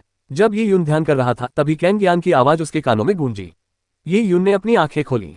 शुद्ध यान तलवार महल के तलवार संबंधी रहस्य अत्यंत गहन थे। बैंगनी क्रिस्टल की सहायता के बावजूद भी ये यून को इसका अभ्यास करना बेहद मुश्किल लग रहा था। ये निस्संदेह अब तक के उसके मार्शल आर्ट करियर में सबसे कठिन और समझने में सबसे जटिल अभ्यास तकनीक थी। ग्रुप चैंपियनशिप एक एलिमिनेशन टैग टीम टूर्नामेंट है। जितने ज्यादा लोग होंगे उतना ही फायदा होगा। हमारे पास संख्या का कोई फायदा नहीं है। अपना सर्वश्रेष्ठ प्रदर्शन करो। कांगयान ने ये यून से कुछ ही दूरी पर खड़ी एक लड़की की ओर इशारा करते हुए कहा। वह कोई और नहीं बल्कि चू शियाओरान थी। अब हम टीममेट बन गए हैं। चू शियाओरान ने मुस्कुराते हुए कहा। ये युन ने चू शियाओरान की ओर देखा और पाया कि वह अकेली थी। चू शियाओरान ने शर्माते हुए मुस्कुराया। मेरी टीम के सभी साथी हार गए। कियोनियो और ली होन की टीमें हार गईं, इसलिए अब सिर्फ मैं ही बची हूँ। आपकी टीम के लोगों को मिलाकर कुल 5 लोग हैं। ये युन की भौहें सिकुड़ गईं। उसके आसपास वेन यू और 2 अन्य कनिष्ठ छात्र थे जिनमें कोई व्यक्तित्व नहीं था। वे तीनों वहां सिर्फ संख्या पूरी करने के लिए मौजूद थे। गिनती चाहे जैसे भी की गई हो, इस चैंपियनशिप में वास्तव में केवल 2 ही लोग भाग ले रहे थे, ये युन और चू शियाओरान। अपने विरोधियों को देखते हुए वे शक्तिशाली लोगों का एक ऐसा समूह थे जो भेड़ियों और बाघों की तरह थे। ये संख्या निश्चित रूप से लाभ नहीं दिला पा रही थी। अध्याय 318 कांग यान का पिछवाड़ा। विभिन्न गुटों के मानव सरदार और ऋषि ताया दिव्य नगर के नगर प्रमुख के जन्मदिन के भोज के लिए एकत्रित हुए। लेकिन अब जब छोटे समूह के मुकाबले समाप्त हो चुके थे तो अखाड़ा पूरी तरह से उपलब्ध था। अब से सभी मुकाबले दिव्य वन्य मंच पर आयोजित किए जाएंगे और सभी लोग उनका बेसब्री से इंतजार कर रहे थे। पहले जब ताया डिवाइन सिटी के साधक आपस में युद्ध करते थे तो दर्शक केवल ताया डिवाइन सिटी के साधक ही होते थे। चूंकि सभी एक ही गुट के थे, इसलिए हारने पर भी ज्यादा बदनामी नहीं होती थी। लेकिन अब हर मैच को अलग अलग महत्वपूर्ण हस्तियां देख रही थी। इसमें कोई शक नहीं था कि ऐसी स्थिति लोगों को तनाव में डाल देगी। सीनियर वेन 13 वर्षीय जूनियर ने वेन यू की आस्तीन खींचते हुए लार का एक घूंट निगला और फिर चुप हो गया। वेन यू को पता था कि वह किस बात को लेकर घबरा रहा है। उन तीनों को तो बाहर हो जाना चाहिए था। असल में ये युन ने पहले ही लड़ाई लड़ ली थी, इसलिए उन्हें पहले दौर में लड़ने की जरूरत नहीं पड़ी और इसी वजह से वे बच गए। आगे की लड़ाइयों में उनके सभी प्रतिद्वंदी उनसे कहीं ज्यादा ताकतवर थे, इसलिए मंच पर जाकर लड़ना एक तरह से खुद को कष्ट पहुंचाने जैसा था। आमतौर पर दूसरों से मार खाना कोई बड़ी बात नहीं थी, लेकिन दर्शकों में मौजूद सभी महत्वपूर्ण हस्तियों की चौकस निगाहों के नीचे बुरी तरह पीटे जाने से उत्पन्न शर्मिंदगी स्पष्ट थी। वेन यू बेबस थी। वास्तव में उसकी स्थिति जूनियर से बेहतर नहीं थी। युन लॉन्ग डिवाइन किंगडम के प्रतिभागियों की बेंचों पर बस एक नजर डालने से ही प्रत्येक व्यक्ति से एक भयावह आभा निकल रही थी जो लोगों को उनसे डरने पर मजबूर कर रही थी। आप लोगों को ऊपर जाने की जरूरत नहीं है, ये युन ने वेन यू के पीछे से कहा। उसकी आवाज शांत थी। अरे मैं। वेन यू का चेहरा शर्म से लाल हो गया और वह असमंजस में पड़ गई। कम से कम हम इनका परीक्षण तो कर सकते हैं। वेन यू को लगा कि उसे एक छोटी सी भूमिका निभानी ही होगी, चाहे वह कितनी भी छोटी क्यों न हो। इस गठबंधन टूर्नामेंट में शामिल होने के बाद उसने खुफिया जानकारी जुटाने के अलावा और कुछ नहीं किया था। इसकी कोई आवश्यकता नहीं है। ये युन को अपने प्रतिद्वंदियों को परखने के लिए वेन यू की आवश्यकता भी नहीं थी। वास्तव में वे ऐसा करने के योग्य ही नहीं थे। होने वाली लड़ाइयां केवल उसके और चू शियाओरान के बीच ही होनी थी। उनके विरोधियों की बात करें तो उनकी संख्या 7 थी। लोगों की संख्या 3 गुना से भी अधिक थी। विभिन्न गुटों के वीआईपी इन नए लोगों पर नजर रख रहे थे, खासकर ये युन और जून युए पर। सभी का ध्यान उन्हीं पर केंद्रित था। ये युन ने बिना हथियार का इस्तेमाल किए वाइपर को हरा दिया था और जून युए ने एक कदम भी चले बिना ली होन को हरा दिया था। दोनों ही असाधारण प्रतिभाशाली थे, लेकिन दुर्भाग्य से ये युन जून युए से 1 साल छोटी थी। किशोरावस्था में प्रतिभाशाली बच्चों के लिए यही वह दौर था जब वे सबसे तेजी से प्रगति करते थे। 1 साल का समय बहुत लंबा लगता था, यहाँ तक कि 3-4 महीने भी किसी व्यक्ति को एक ही सफलता के कारण अपनी क्षमता में अभूतपूर्व वृद्धि करने में सक्षम बना सकते थे। कितने अफसोस की बात है, ये युन अभी युवा है और उसके पास ज्यादा साथी नहीं है। एक अकेला व्यक्ति स्थिति को नहीं संभाल सकता। युन लॉन्ग दिव्य साम्राज्य के एक बुजुर्ग ने, जो बुजुर्गों की गद्दी पर बैठे थे, अपनी दाढ़ी सहलाते हुए कहा। अगर ये युन 1 साल बड़ा होता तो शायद वह जून युए से लड़ पाता, लेकिन अभी वह बहुत छोटा है। युन लॉन्ग डिवाइन किंगडम के एक अन्य एल्डर ने भी यही बात दोहराई। उन्होंने सादा सफेद चोगा पहना हुआ था और उनका व्यवहार किसी अमर व्यक्ति जैसा था, मानो वे किसी अन्य अलौकिक लोक में विद्यमान हो। उन दोनों को पूरा विश्वास था कि जून यू की जीत में कोई संदेह नहीं था। बेवकूफ। दोनों बुजुर्गों के अपने अपने बयान समाप्त करते ही अचानक उन्हें किसी के मुंह से ऐसी बात सुनाई दी। वे दंग रह गए। ऐसे अवसर पर जब इतने सारे महान व्यक्तित्व एक साथ बैठे हों तो भला कौन इतने घटिया शब्दों का प्रयोग करेगा। उन्होंने पीछे मुड़कर देखा तो उन्हें एक दुबला पतला बूढ़ा आदमी दिखाई दिया। वह बीज कुतर रहा था और बिना सोचे समझे उनके छिलके फेंक रहा था। वह बूढ़ा आदमी सीधे डिवाइन वाइल्डनेस स्टेज की ओर देख रहा था और वह उनकी तरफ देख भी नहीं रहा था। यह दुबला पतला बूढ़ा व्यक्ति कोई और नहीं बल्कि कांग्यान था। अमर दिखने वाले सफेद वस्त्रधारी बुजुर्ग को पूरा यकीन था कि वे शब्द कहने वाला मंदबुद्धि वही बूढ़ा आदमी था। मेरे मित्र, तुम ऐसा क्यों कह रहे हो? सफेद वस्त्रधारी बुजुर्ग ने क्रोधित होकर कहा। क्या? चिल्लाए जाने पर कांग्यान चौंक गया। उसने उलझन भरा चेहरा बनाते हुए पूछा, क्या आप मेरी बात कर रहे हैं? जी। सफेद वस्त्रधारी बुजुर्ग का चेहरा बिगड़ गया। कृपया अभी अभी कहे गए अपने शब्दों का अर्थ स्पष्ट करें। अभी मैं। कांग्यान ने हैरानी से देखा, फिर आखिरकार समझ गई। ओह, मैं स्पिरिट एब्यूटिलोन के बीज चबा रही थी, तभी मुझे अचानक अपने वाहन हरे गधे के बारे में कुछ याद आया। उसने कल मेरी जड़ी बूटी की भट्टी उलट दी थी, इसलिए मैंने उसे शाप दिया। क्या कोई समस्या है? कांग्यान ने मासूमियत का भाव दिखाया, जबकि युन लॉन्ग डिवाइन किंगडम के दोनों बुजुर्गों के चेहरे गुस्से से लाल हो गए। वे कांग्यान से असहमति जताते हुए सवाल कर रहे थे, लेकिन उस बूढ़े बदमाश ने उन्हें एक बार फिर फटकार लगाई। लेकिन कांग्यान ने उन्हें बेवकूफ कहकर डांटा था। अब वह कह रहा था कि वह अपने वाहन, जो कि एक हरा गधा था, को डांट रहा है, इसलिए ऐसा लग रहा था कि कोई समस्या नहीं है। आखिरकार कांग्यान ने शुरू से ही उन दोनों की तरफ देखा तक नहीं था। इससे सफेद वस्त्रधारी दोनों बुजुर्ग क्रोधित हो गए। स्पष्ट था कि उन्हें 2 बार मूर्ख बनाया गया था, लेकिन उन्हें अपना क्रोध निकालने का कोई कारण नहीं मिल रहा था। वे केवल असहाय होकर देखते रह गए। दोनों बुजुर्ग पूरी तरह से असहाय थे। किसने सोचा होगा कि इतने बड़े गुटों के दिग्गज हस्तियों के बीच ऐसा दुष्ट चरित्र प्रकट होगा। वह बूढ़ा मूर्ख सफेद वस्त्र पहने बुजुर्गों में से एक ने गुस्से से अपनी आवाज बुलंद की। भूल जाओ, वो अब ज्यादा देर तक शेखी नहीं बघार पाएगा।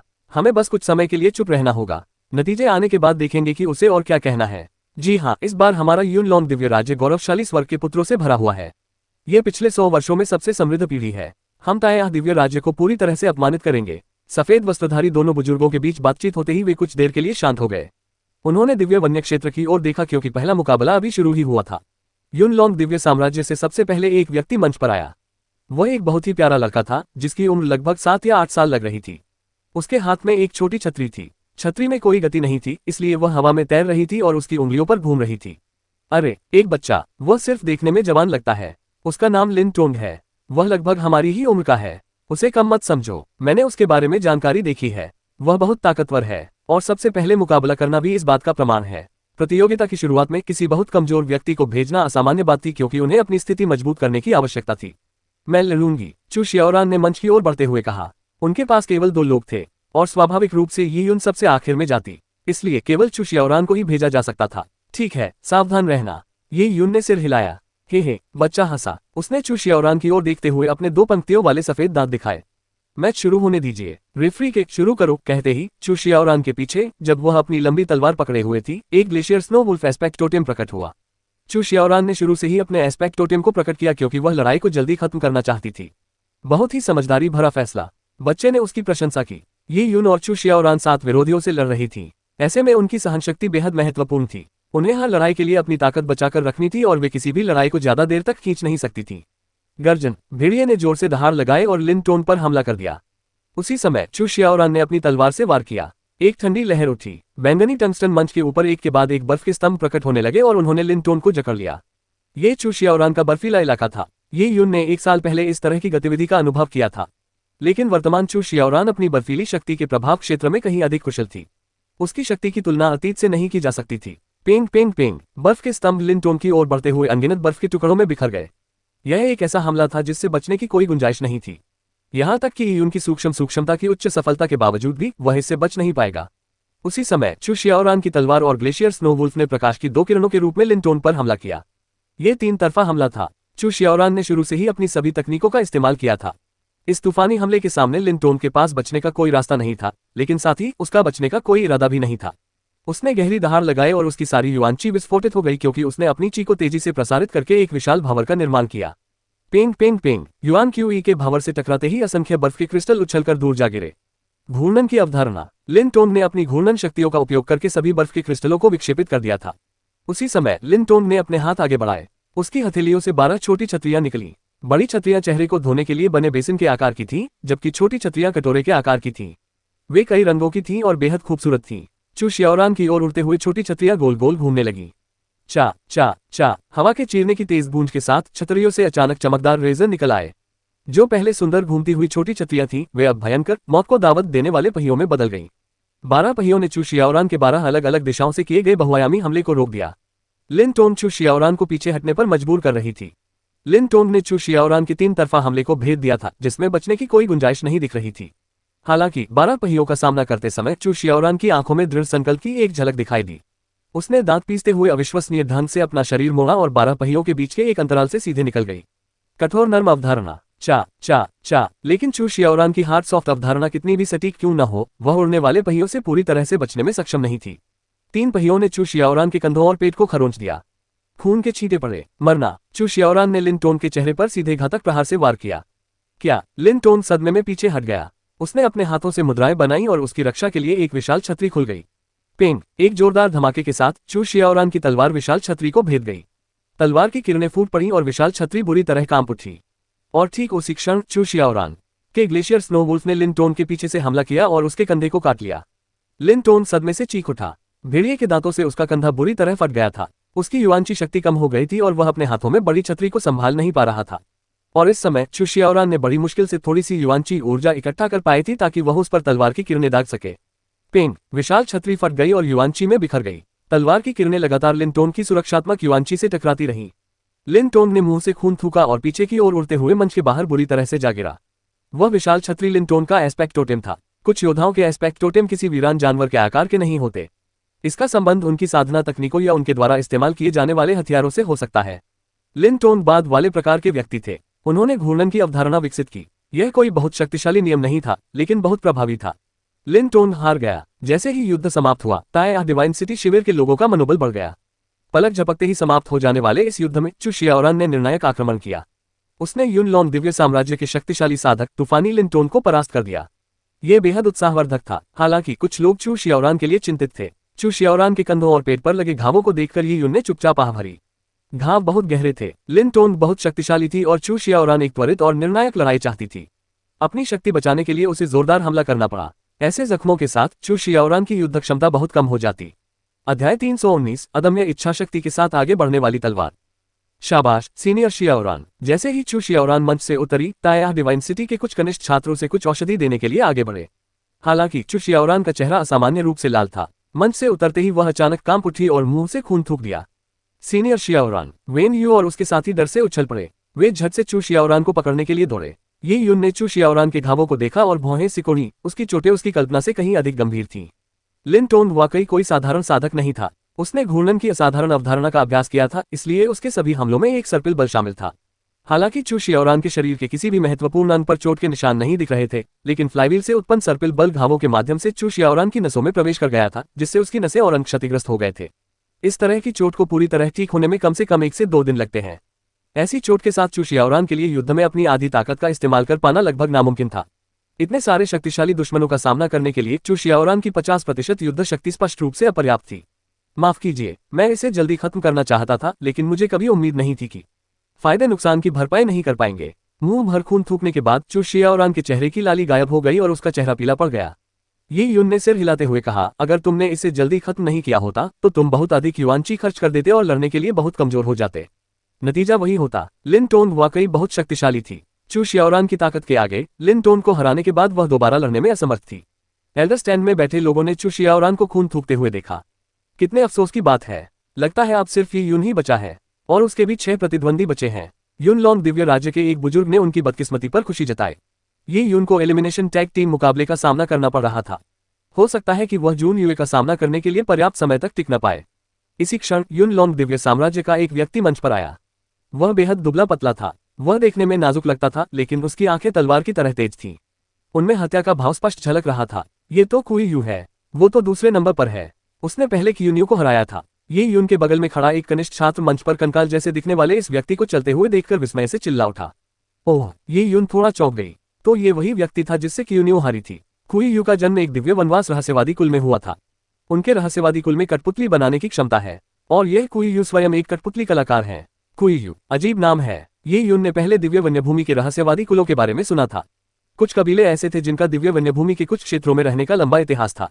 ये कबीले बादल वन्यभूमि के छोटे कबीलों जितने पिछड़े नहीं थे। चूंकि दिव्य वन्यभूमि अत्यंत खतरनाक थी, इसलिए किसी भी नश्वर कबीले के लिए वहां जीवित रहना और जीवन यापन करना कुछ खास शक्तियों पर निर्भर था। उनकी अक्सर एक अनूठी विरासत होती थी जिससे निपटना बहुत मुश्किल होता था। मुझे कभी उम्मीद नहीं थी कि दिव्य वनवास के रहस्यवादी वंश का कोई वंशज प्रशिक्षण के लिए युनलॉन्ग के 72 पैगोडा में जाएगा। भाई ये सावधान रहें, वह कुई यू बहुत शक्तिशाली है। कठपुतली के स्वामी की कमजोरी उसका अपना शरीर होता है, लेकिन जब कठपुतली के स्वामी युद्ध करते हैं तो वे एक ऐसी कठपुतली में प्रवेश करते हैं जिसकी रक्षा प्रणाली अत्यंत मजबूत होती है। ये कछुए के कवच की तरह होती है। हालांकि इसमें आक्रमण करने की कोई शक्ति नहीं होती, न ही गति का कोई लाभ होता है, फिर भी यह हमलों के प्रति अत्यंत प्रतिरोधी होती है। कुई यू भी कुछ अलग नहीं है। जब वह अपने कछुए के कवच में प्रवेश करता है तो वह अपने कठपुतलियों को भीतर से ही युद्ध करने का आदेश देता है। अगर आप उसके मुख्य शरीर पर हमला करते हैं तो खेल खत्म हो जाएगा, क्योंकि जैसे ही आप हमला कर रहे होते हैं उसकी कठपुतलियां आपके युआनची के खत्म होने का फायदा उठाकर घातक प्रहार कर देती हैं। इस समय वेन यू ने आखिरकार अपनी उपयोगिता साबित कर दी। वह युनलॉन्ग दिव्य साम्राज्य के विशेषज्ञों के बारे में बहुत कुछ जानती थी, और उसने कुई यू के बारे में भी बहुत सारी जानकारी जुटाई।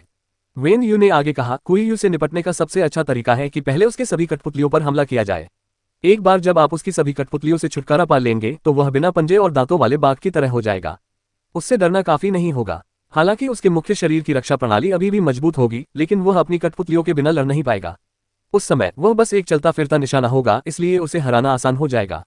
लेकिन कुई यू की कठपुतलियों से निपटना आसान नहीं है। वेन यू ने वाकई में काफी मेहनत की थी। उसने एक बार फिर कुई यू की कमजोरियों का जिक्र किया। कठपुतलियों को विशेष तकनीकों से बनाया जाता है। ये या तो धातु के कवच से बनी होती है या फिर वीरान जानवरों के शवों से प्राप्त मजबूत शल्कों के कवच से। इन कठपुतलियों की रक्षा क्षमता बहुत अधिक होती है, इसलिए इन्हें सीधे नुकसान पहुंचाना बहुत मुश्किल होगा। लेकिन शुक्र है, कठपुतलियों की एक कमजोरी होती है। हर कठपुतली के शरीर में एक कोर एरे होता है। इसका इस्तेमाल मालिक से निर्देश प्राप्त करने के लिए किया जाता है। हालांकि हर कोर एरे में सुरक्षा की कई परतें होती हैं, लेकिन सिर्फ एरे को नष्ट करने से पूरी कठपुतली को नष्ट करना बहुत आसान हो जाता है। एरे को नष्ट करते ही कठपुतली एक अचल वस्तु बन जाएगी। अगर ऐसा हुआ तो सीनियर ये जीत सकते हैं। वेन यू ने ये सब बातें एक ही सांस में कह दी। ये यून ने ये सुनकर सिर हिलाया और सरल शब्दों में जवाब दिया, समझ गया। वेन यू बेहद खुश थी। आखिरकार उसने खुद को उपयोगी साबित कर दिया था। इसके बाद ये यून मंच पर चढ़ गई। कुई यू बेहिचक हंसी और चुटकी लेते हुए बोली, क्या तुम लोग युद्ध रणनीतियों पर चर्चा कर रहे हो? हाँ, वह युवती तो पूरी तरह तैयार लग रही है। उसने तुम्हें मेरी कठपुतलियों के मुख्य समूह पर हमला करने के लिए कहा होगा, है ना? वेन यू ने युआनची संचार का उपयोग करके ये यून से बात की थी, इसलिए कुई यू के लिए उन्हें सुनना असंभव था। हालांकि वह अनुमान लगा सकता था कि उसने क्या कहा था। वेन यू के चेहरे के भाव बदल गए। दूसरों द्वारा पूरी तरह से जकड़े जाने का अनुभव उसे अच्छा नहीं लग रहा था। दुर्भाग्यवश इस युवती द्वारा बताई गई युद्ध रणनीति अच्छी तो है, लेकिन मेरे विरुद्ध बेकार है। मैं अन्य कठपुतली नचाने वालों से बिल्कुल अलग हूँ। इसका संबंध मेरे वंश से है। जे जे जे जे। कुई यू अजीब तरह से हंसा। उसकी बात सुनकर वेन यू का चेहरा और भी बिगड़ गया। कुई यू के ये शब्द सुनते ही उसका सारा आत्मविश्वास टूट गया। वंशानुक्रम के पहलू को देखते हुए ये कहना मुश्किल था। संभव है कि कुई यू को अपने कठपुतलियों को नियंत्रित करने के लिए कोर एरे का उपयोग करने की आवश्यकता न हो। वेन यू को हार का एहसास हुआ। क्या उसने जो भी जानकारी जुटाई थी वह सब गलत थी? लेकिन उस युवती ने कुछ हद तक सही कहा। मतलब, मेरे शरीर की रक्षा प्रणाली में कोई कमजोरी नहीं है। कुई यू ने अचानक एक कर्कश चीख मारी। उसका शरीर सिकुड़ गया और पूरी तरह से कछुए के खोल जैसी एक कठपुतली में समा गया। कछुए के खोल से बनी वह कठपुतली गुंबद के आकार की थी और किसी अज्ञात मिश्र धातु से बनी थी। उसकी सतह, जो रहस्यमय रेखाओं से ढकी थी, झिलमिला रही थी। इन रेखाओं में युआनची ऊर्जा प्रवाहित की गई थी, जिससे युआनची ऊर्जा का कवच बन गया था। रक्षा की 2 परतें थीं। दर्शक मन ही मन भयभीत हो गए। यदि यून को कुई यू के वास्तविक शरीर को नुकसान पहुंचाना था तो उसे सुरक्षा की 2 परतों को भेदना पड़ता। युआनची की सुरक्षा परत और एक अतिरिक्त मिश्र धातु कवच को भेदना कितना कठिन होगा, ये स्पष्ट था। और आसपास मौजूद कठपुतलियों ने यून को कुई यू के मुख्य शरीर पर स्वतंत्र रूप से हमला करने नहीं दिया।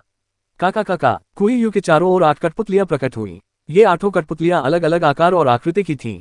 कुछ शुद्ध धातु की बनी थीं और कुछ किसी अज्ञात दिव्य लकड़ी से। और उसके पास वीरान जानवरों के शव भी थे। 8 कठपुतलियों के पास अलग अलग प्रकार के हथियार थे। उन्होंने कुई यू के चारों ओर एक युद्ध संरचना बनाई, जिसमें कुई यू केंद्र में था।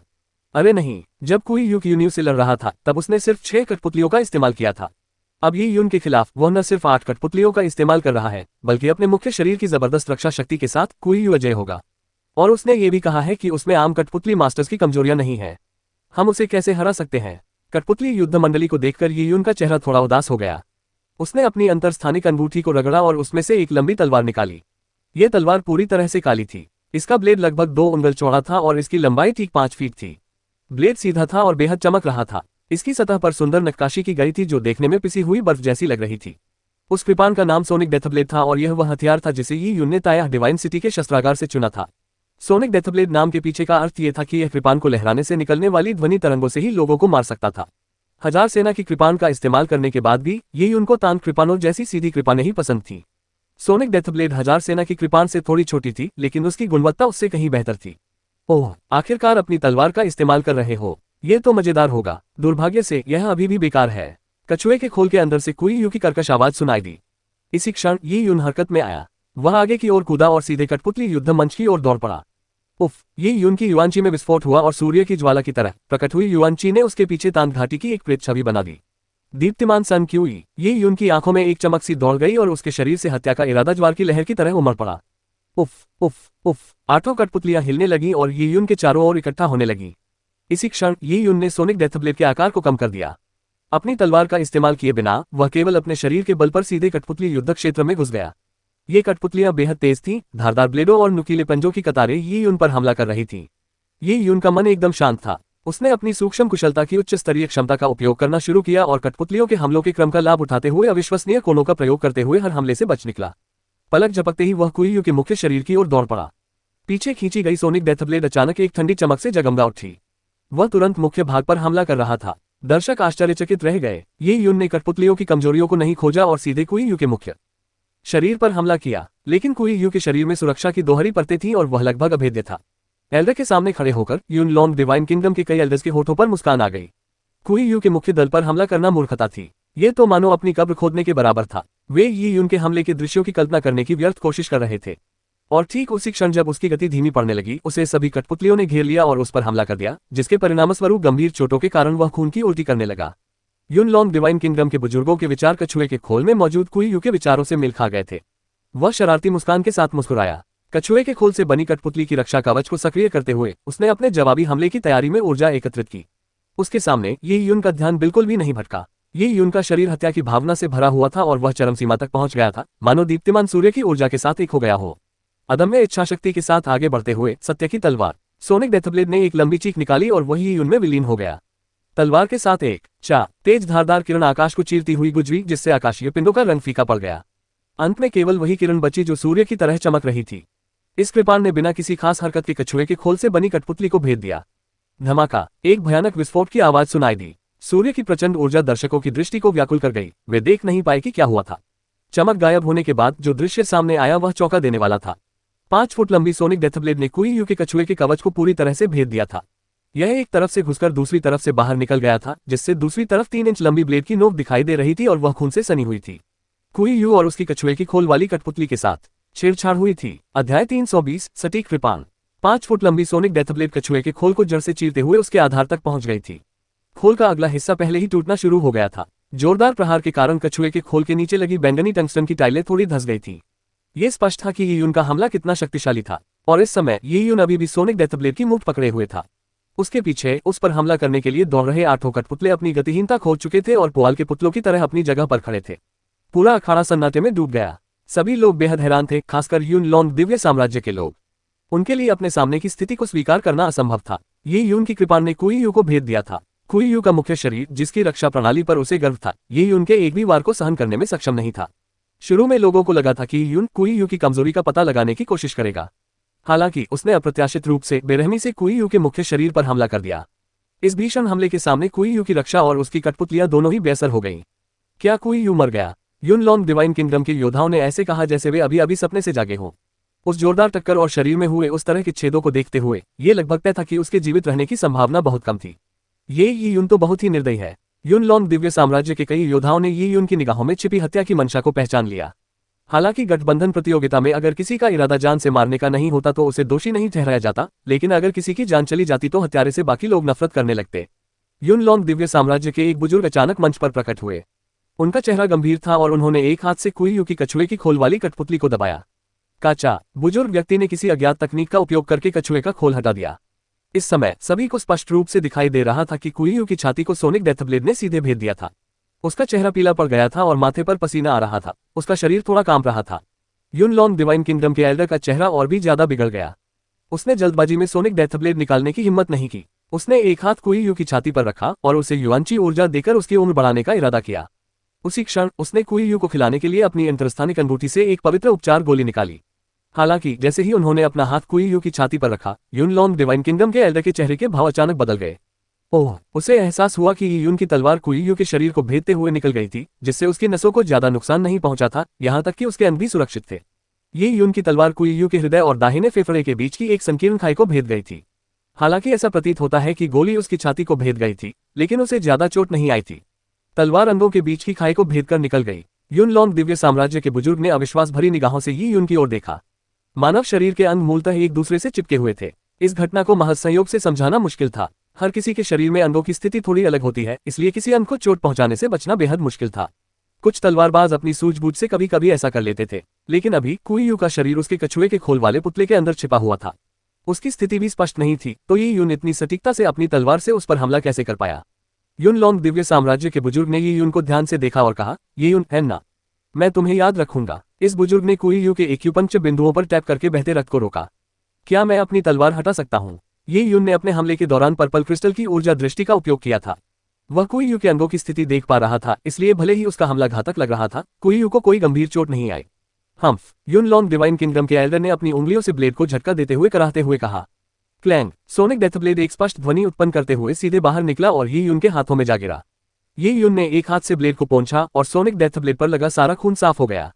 ब्लेड पर खून की एक बूंद भी नहीं बची थी। कृपाण हथियारों में सबसे श्रेष्ठ था। चालों की विविधता के मामले में ये तलवार से कमतर था, लेकिन आक्रमण शक्ति के मामले में ये तलवार से कहीं अधिक शक्तिशाली था। मनुष्यों के देशों में नागरिकों को विद्रोह करने से रोकने के लिए कृपाण और धनुष पर प्रतिबंध लगा दिया गया था, जबकि तलवार और धनुष की अनुमति थी। इससे स्थिति स्पष्ट हो जाती है। मनुष्यों के हाथों में कृपाण की विनाशकारी शक्ति तलवार की तुलना में कहीं अधिक थी। कुई की हार के बाद युन लोंग दिव्य साम्राज्य की तरफ से केवल 5 लोग ही बचे थे।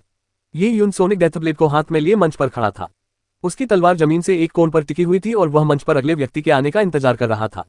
युन लोंग दिव्य साम्राज्य, अगला मुकाबला किससे होगा? युन लोंग डिवाइन किंगडम के लोगों को देखते हुए रेफरी ने मंच पर जोर से चिल्लाया। किसे ऊपर जाना चाहिए? युन लोंग दिव्य साम्राज्य के कुछ लोग आपस में देखने लगे। उन्हें समझ नहीं आ रहा था कि किसे भेजें। उनमें से कई तो लिनटोन से भी कमजोर थे। कुई लिनटोन से कहीं अधिक शक्तिशाली था। पिछले छोटे दल के मुकाबलों में कुई ने नेता के रूप में लड़ते हुए क्यूनियो को हराया और अपनी ताकत साबित की। ये युन ने कुई को पल भर में हरा दिया था, इसलिए अगर वे आगे बढ़ते तो संभवतः उनका हाल उससे भी बुरा होता। ये युन जैसे शक्तिशाली प्रतिद्वंद्वी के सामने युन लोंग दिव्य साम्राज्य के लोग अत्यधिक दबाव में थे। इतने सारे महत्वपूर्ण व्यक्तियों का ध्यान उन पर केंद्रित होने के कारण उनमें से कोई भी मंच पर युन द्वारा प्रताड़ित होना नहीं चाहता था। यह एक बेहद शर्मनाक परिणाम था। मैं लड़ूंगा। इसी क्षण एक गहरी आवाज सुनाई दी। जून यू खड़ी हो गई। जून यू। जब उन्होंने जून यू को खड़े होते देखा तो उन्होंने स्पष्ट रूप से अधिक सम्मान दिखाया। जून यू ने कहा, ताया डिवाइन किंगडम की तरफ से अभी भी 3 लोग ऐसे हैं जिन्होंने मंच पर प्रदर्शन नहीं किया है। हालांकि ये ग्रुप चैंपियनशिप आखिरकार मेरे और ये यून के बीच ही मुकाबला है। जब वह बोल रहा था तब तक जून यू मंच पर आ चुका था। वह ये यून से 100 फीट की दूरी पर खड़ा था। जून यू मंच पर आ गया है। हमारे युन लोंग डिवाइन किंगडम की युवा पीढ़ी में वह नंबर 1 है। ये सोचकर हैरानी होती है कि वह इतनी कम उम्र में ही मंच पर आ गया। ये यून के खिलाफ। शुरू में लोगों को लगता था कि जून यू उनके नेताओं में सबसे बड़ा नेता है।